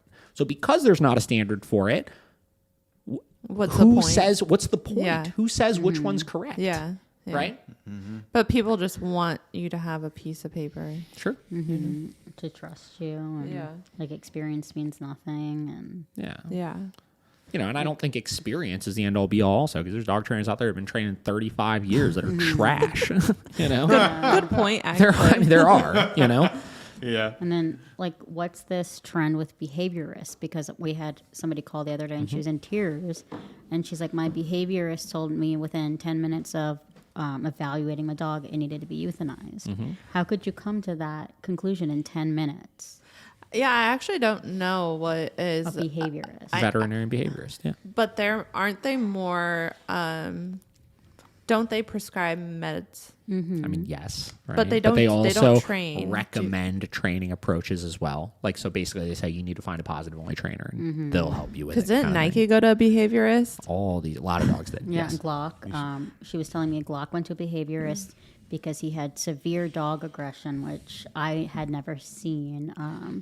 And they said they put him on trazodone, and then when he was on the trazodone, they tried to interact with this dog that he had issues with previously before the trazodone, and they said he was just like loopy and even more on edge because he felt loopy. Yeah. And they're like, we tried the medication, it didn't work. We don't want to drug up our dog just to socialize him. If someone gave me an edible and then I had to go socialize with people, I would I'd lose be my mind. freaking out. Well, Bridget, though, like you keep kind of answering your own question from the standpoint of like you just have to look at like your experience in this and be like, okay, cool. Glock, we had out in daycare every single day. He was fine with other dogs. He was wonderful. Which means that this is not a medical issue, right? This is a training issue, right? And that is the problem with all that kind of stuff, and that's the problem with going to these behaviorists and stuff as a first resort, is that they're going to try all of these medical related things for things that aren't medical problems. And we've talked enough about, obviously, the pet medication industry, but that's BS. I feel like this is right though, but I feel people don't know where to turn, so they go to their vet for things that aren't. People trust their vet as the person that's going to be able to give them solid, sound advice on their dog. And then the vets probably are recommending these behaviorists, right? Or recommending training because they're being put in this position of, oh my gosh, people are seeking out my expertise, so I need to have answers to it because they don't want to look like idiots. Right? So then they make all these recommendations that they don't actually know what they're talking about because they're vets. They're not trainers. And then they create more problems. And then, there's the ego side of things, I think, of, you're kind of in that position. It's like you're kind of high and mighty in that pet world. So it's like what I say, well, this is definitely right. You start believing your own kind of shit, I mean, how many dogs have we gotten where someone in the vet, like a vet or behaviorist, have told them that their dog needed to be euthanized, and then we get them and train them, and then they're not. Imagine hearing that, being like, "Yeah, your dog needs to be euthanized." I'm like, what? We had one dog that needed to be euthanized. Was told it needed to be euthanized by a professional because you couldn't pick its eye crusties out. Remember? Yeah, Romeo. Yeah. And ridiculous. Yeah. It's just insane. I mean, you see time, and this is why, I guess like I can get a little jaded about stuff like this is because we see it so much. Right. I understand not all vets are like that. There are plenty of vets we work with that are wonderful and they recommend out to really good trainers and they kind of stay in their lane with things, but I truly believe the vast majority of them are not really like that, Yeah. So it's like the rescue world. Rescue world is kind of similar. The rescue world is very similar. The most toxic world you could ever imagine being in. For sure. I really want you to just take Spork to a behaviorist and just film it. They'd be like, they'd see him guarding an empty bag of dog food and be like, done. It's not safe. You just walk him in there. You'd be like, yeah, you need to. Sorry, his face is just fucked up. When I give Spork bones, he will not eat them. He just sits there. Okay, can I tell you guys? I dog sat for Bridget like a couple months ago, and Spork woke me up at 2 a.m. because he was resource guarding his crate from nothing, and I woke up to him just growling in his crate. It's terrifying because I'll be asleep on the couch. He's like, what? I don't know why this is funny, but he resource guy Spork, but he'll never ever bite me. He'll never resource guard from a human. It's the other dogs in the house. Something's just wrong with him in the head. Oh yeah, there's a couple screws loose, if not all of the screws. If there's any screws in there. No, there's not. It's what makes Spork. Yeah. Isn't this stuff? I don't know. I'm still thinking about like just these like certifications and all these things we've talked about so far. Isn't this stuff so wild though? Like when you really sit down and start like logically looking at it, Yeah, and being told that like invalidating my whole career because I'm not certified. Like, I have an education. I'm not going around. You should ask these people. I have a bachelor's degree. You know what's funny is I used to do this shit all the time because I'm kind of an asshole like that, but I would ask them, I'd be like, okay, which certification would you like me to get? Which one? And then they'll be like, the certified, the dog trainer certification. I was like, yeah, but which one? That's actually really funny. Which one? If I ever get that question, that's a good response. Because they don't know any of these. Yeah. There's so many of them. Yeah. You know what I mean? Like, because each one of these ones, I just read these 13 or whatever. Each one of them has like 5 in it. Yeah. You know?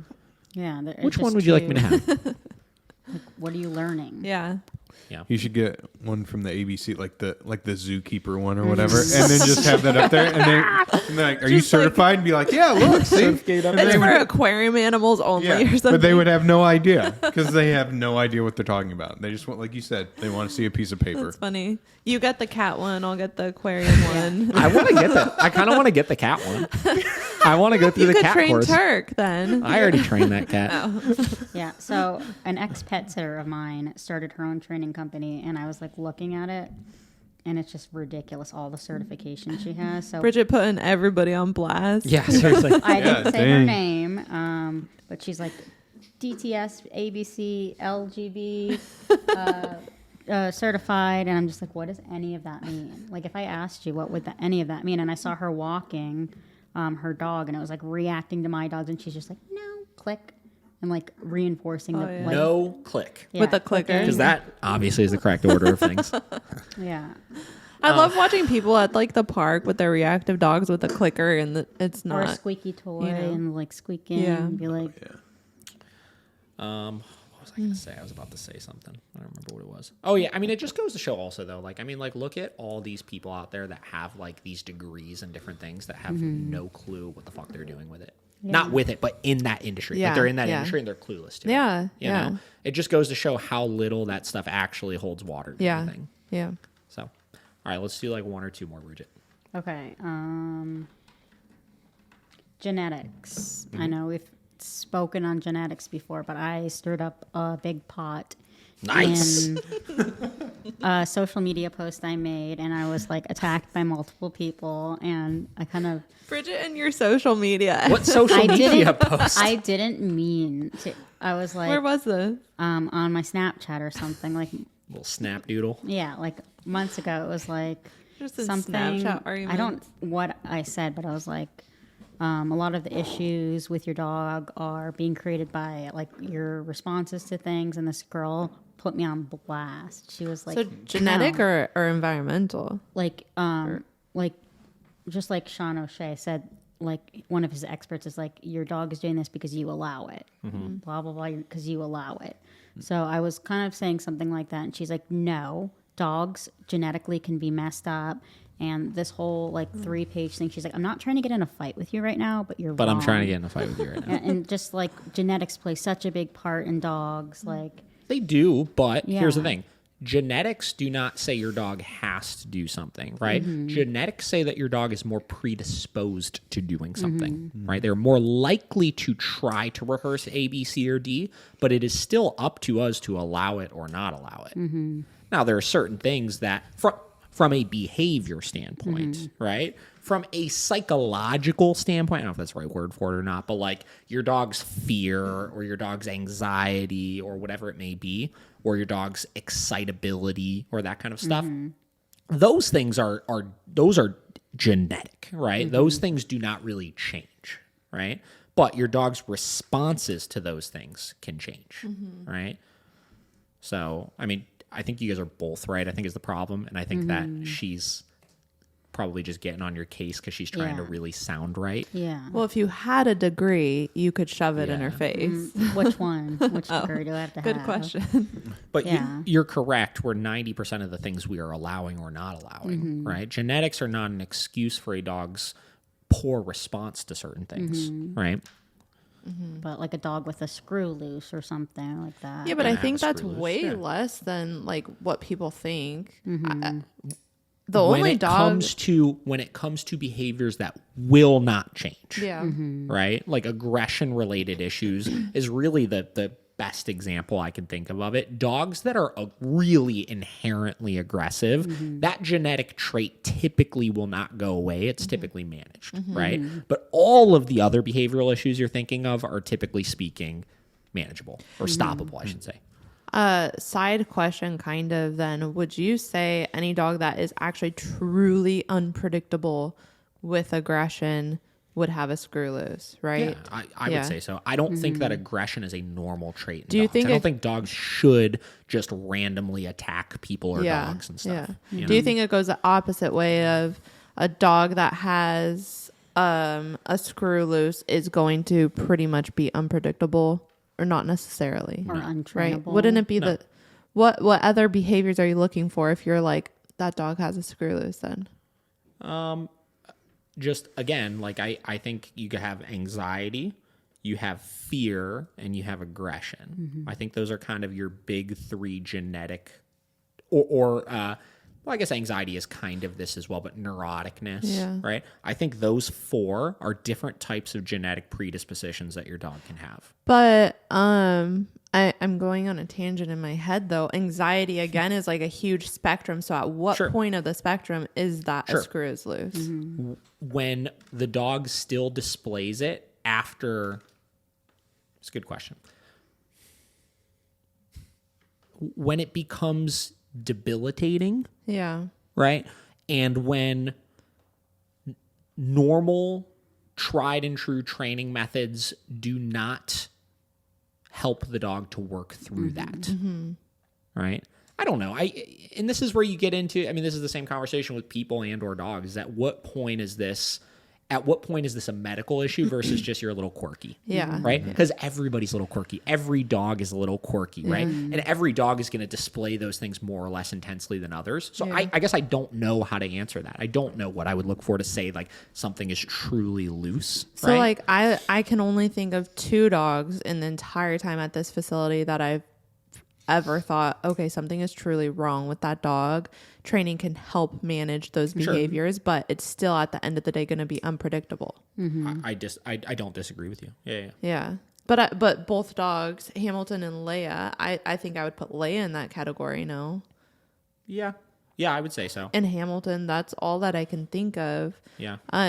Very sporadic, like literally no predictable sign of it, Yeah. right? No predictable trigger for Yeah. it, you know? Like one day really good, next day really bad. Yeah. One day really good, next day really bad. Yeah. I would agree with that completely. The only behavior I guess that they're doing with it though that I'm seeing is just aggression though. I mean I think Leia seems to be more fearful. But it's coming from a fearful or an anxious place, right? And they're learning that an aggressive response works. Yeah. Or they default to an aggressive response with it. Yeah. Right? Yeah. Like I remember we had Leia on social one time and Spork was like skipping up to her and like all happy and she was like "Wah, wah, wah," and Spork just like simply turned his body and was like okay and just then Leia away. played with Aldous that one day. Yeah. Yeah, it's Played been like very weird and Yeah. unpredictable. Oh, yeah. That dog. I think in general, I would look less at the spectrum of those behaviors or those behaviors in general now that I'm kind of thinking about it. And I would look for, like you were just describing, true unpredictability with stuff. With any of those behaviors, whenever it seemed truly unpredictable. Yeah. You know? Or whenever their responses to it became truly Yeah. unpredictable. like you both saw Lindy, that little white pitty mix that I Yeah. had. Yes. And I'm confident that if I had kept that dog, I would have been able to manage his behaviors. But from a fostering standpoint, I couldn't.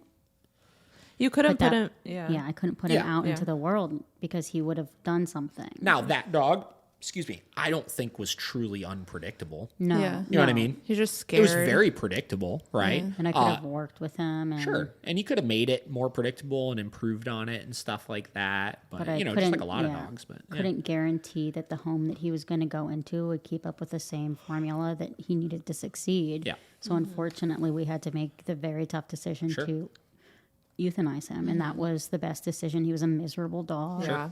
And that goes into the conversation that behavioral issues, particularly aggression and stuff, are relationship problems, right? It's what relationship do you have with that dog? Yeah. You know?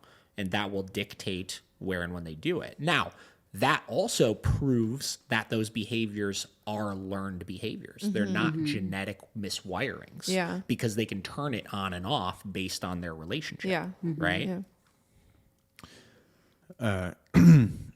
And interesting. I think a way to put it into a human perspective is, I don't know if the serial killer gene that people have. I mean, it's a real like serial killer gene. Yeah, it's a genetic trait that shows like that lots of people have, like millions of What? people. Yeah, you just are more inherent to be aggressive, but not everybody's out killing people that have that gene. Or like mental health issues, the broad spectrum. And the human world is, you can have all sorts of anxiety disorders. Is that present in dogs? Is it studied enough to be like, this dog has this anxiety disorder? If you go to, it's an actual thing. They put it in some show, and that's why it comes up with that. I never want to get tested for CD813. that. No, if I'm a serial killer. Well, it's just one of those things. It's just it's really more about upbringing and stuff like that. You know, it's not Nature just versus nurture. Yeah. How you're accurate raised. is it that if you have that gene, or if you're a serial killer, you have that gene? a lot of them have it. Oh, Yeah. my God. But it's just, and yeah, they don't, because like that was a thing a while ago. They were like trying to say that, but I mean, there's literally millions of people that just you have it. I mean, it's your genetic code. It doesn't mean you're going to go out and just be like, I just want to kill people. Like it doesn't work that way. I fight that urge every day, though. But I mean, that's just one way of like thinking of it in a human standpoint. That I mean, genetics do play a role in how you react in things, but it doesn't mean that you're going to be aggressive or you're going to be this type of like, screws loose or whatever. Like there's usually a huge breakdown. Yeah. There are outliers, obviously. Like, but like you said, like in the grand scheme, okay, you mentioned 2 dogs out of how many dogs have you trained in the last 3 years? Hundreds. Yeah. So yeah, there are going to be some, but it's definitely not near as prevalent as it seems to be made out to be. So the gene is okay. So the gene breaks down serotonin, epinephrine, norepinephrine, and dopamine. I don't know how to say any of those. These neurotransmitters regulate mood, emotion, and the body's response to stress, among other functions. Since abnormalities in the gene can result in aggressive behavior, the MAWA gene has been called the warrior gene. Interesting. So it's not, I mean, all it does is it basically inhibits your ability to control your emotions. Yeah. Right? So you act more sporadic. Yeah. Probably. That makes it seem less like it's everyone's not a serial killer. Which makes sense. I mean, there are some people that you meet that just cannot handle their emotions, right? Yeah. People that just like lose their shit. Or like right? anger issues, anger management classes, things like that. Yeah. I would probably agree that there's something like this in dog, that when you start getting into like screws loose and stuff, I'm sure that, I mean, again, it's genetic. There's certain genes that are different or present themselves or are not there or something like that, that cause them to act more erratic like that. Yeah, I would agree with that. Yeah. Yeah. But at the end of the day, I think there's too much blame. Not everyone's a serial killer. Yeah. Well, there's just too much blame on genetics, Sure. Than there should be. I think we use it as an excuse to say that we can't control things. Yeah. Right? We use it as an excuse for poor behavior from dogs and from people. Yeah. 100%. A lot of people are like, "Oh, my dog's really unpredictable," and I'm like, "But you just predicted the situation your dog does that in." 100%. Yeah. I love when I'm talking to people and they tell me about all their unpredictable instances, and I'm able to outline to them, this is why this is predictable. Well, they're literally telling you the situation too, and I'm like, 100%. "That was predictable." Yeah. Yeah. Or using their dog's past as an excuse for current behaviors, which is my mom is very guilty. Like, oh, I don't know Benny's past. Victimizing their dogs. He was in a hoarding situation, and when Benny barks, he's remembering that time 4 years ago when he was in a crate, and it's just like, don't you dare put that on your dog. Does Toonie remember being in a crate with her dead sibling? Toonie doesn't remember what she ate for breakfast. So. One of my favorite memes is out there, the one of the Chihuahua with like the war pictures and stuff in the background. Oh, stuff. yeah. You know what I'm talking about? Yeah. That's my favorite. Flashbacks. That's funny. Vietnam It's like shell-shocked. Yeah. Yeah, of course it can affect development in young dogs or any age, but it's not an excuse for current behavior. Hell yeah. You got a short one on there? Yeah. So a video I was watching recently scrutinizing a balance trainer on TikTok. This positive only trainer said, good balance training is based on reward in building confidence, emotional stability, and teaching your dog to know how to win. A foundation on punishment is rarely going to be effective. If you punish a dog without showing them what to do first, you are creating issues. So again, the generalized statements of you're creating issues and it doesn't work is not true, because it does work. We have training programs that, our one-on-one sessions are kind of built around punishment, and then the rewards come secondary to it, and they work, right? We have success with it, obviously. Would I prefer to do it the other way around? Yes. And that's why, like I said earlier, if I could train a dog in the perfect order, yes, I would spend the time teaching everything first, then proofing it all later on with punishment and negative reinforcement. But, unfortunately, a lot of the dogs are not conducive to that. They're not motivated enough. We don't have enough time with them, et cetera, et cetera. But yeah, I think balanced training is utilizing both of them efficiently enough. I think you start getting into, again, with the spectrum conversation, at what point is it no longer balanced, right? You know, like I think there are some people that it's just e-collar training and prong collar training that call themselves balance trainers. Yeah. You're not a balance trainer. Well, what are you right? calling yourself if you don't have positive, if you're not using rewards? Negative trainer. Yeah, I guess I don't know. I'm a Positive negative only trainer. trainer, Yeah. negative only Punishment. trainer. Yeah. Yeah. But no one's going to say that. Yeah, I've Compulsion based trainer, I think, is technically the term a lot of people will use. Yeah. You know, Yeah. which compulsion based training works. Yeah. It does. Yeah. Right. But it's not balanced training. Yeah. And I would say, you know, a lot of our one-on-ones we do are compulsion based. Yeah. A good majority of them probably, you know, where I would say that our board and train program is truly balanced. Yeah. We really try to balance it as much as we can, you know. So, you know. But I think that, yeah, I mean, I don't think that saying it doesn't work is correct. You could say, you know, again, looking at these things, I prefer not to do it this way is fine. I would be far more accepting of it but I hate these blanket statements of this is wrong. Right? Can you make a separate TikTok of yourself, like debunking all these quotes you're seeing on TikTok from other trainers? Yeah. I would watch that. Okay. Yeah, I'll get right on. Good work, Bridget. Have your own podcast. I would, if I made a TikTok and someone commented negative, mean things on it, I just cry. I remember. Oh my gosh. Cool. This is good. Yeah. We'll wrap that up on that. Good points. It looks like you got a lot more. Do you have a lot more still? No. She has a whole nother. Don't you? No, have we one went more? through she turned This the page. one, yeah, I turned the page, but How many more do you have? no, the only other thing is when that Petco fiasco was going on. Yeah. When Petco removed e-collars Sure. from their store, a certain shelter in the area, everyone I knew from that shelter was blowing up about how evil e-collar use. Sure. And this one girl in particular said, using an e-collar is shocking dogs to get them to listen to you. And I was like, They're how? hype words. Yeah. Shocking. Like, Abusive. You know, like there's all these words that make things sound worse than they are. I mean, punishment. punishment. No whatever. punishment for dogs. No consequences for anything. Yeah. You know, in the end of the day, that world is gonna be there, right? I think you're in an interesting position because you're kind of sitting between the two worlds, you know? And I think that takes a very emotionally strong person because it's going to force you to question yourself, which is good, like we talked about at the beginning, but it's also going to put you in a position where you're going to catch a lot of abuse from the positive. They're going to abuse you. But it's gonna put you in a position where they're going to really try to feed into that. But you're going to know? get questions like that even from clients and stuff too. How do you use the e-collar? Why do you guys use the e-collar? Whatever. And I think like being in that position helps you question it so you have an answer for like people like that and stuff too. And seeing how it works in my own personal life with my personal dogs. Like I would never be able to have the recall reliability with Spork and Minnow that I do if I hadn't used the e-collar with them. I don't know. I mean, I get it, but you know, we'll have a competition one day. Find the best local positive only trainer, and we'll have a train off. We'll all adopt a new puppy and take it there. Oh Yeah. God. There's Or a like- rescue like with a the, broken pass. Snapchat filter on Miracle is for another dog training company still.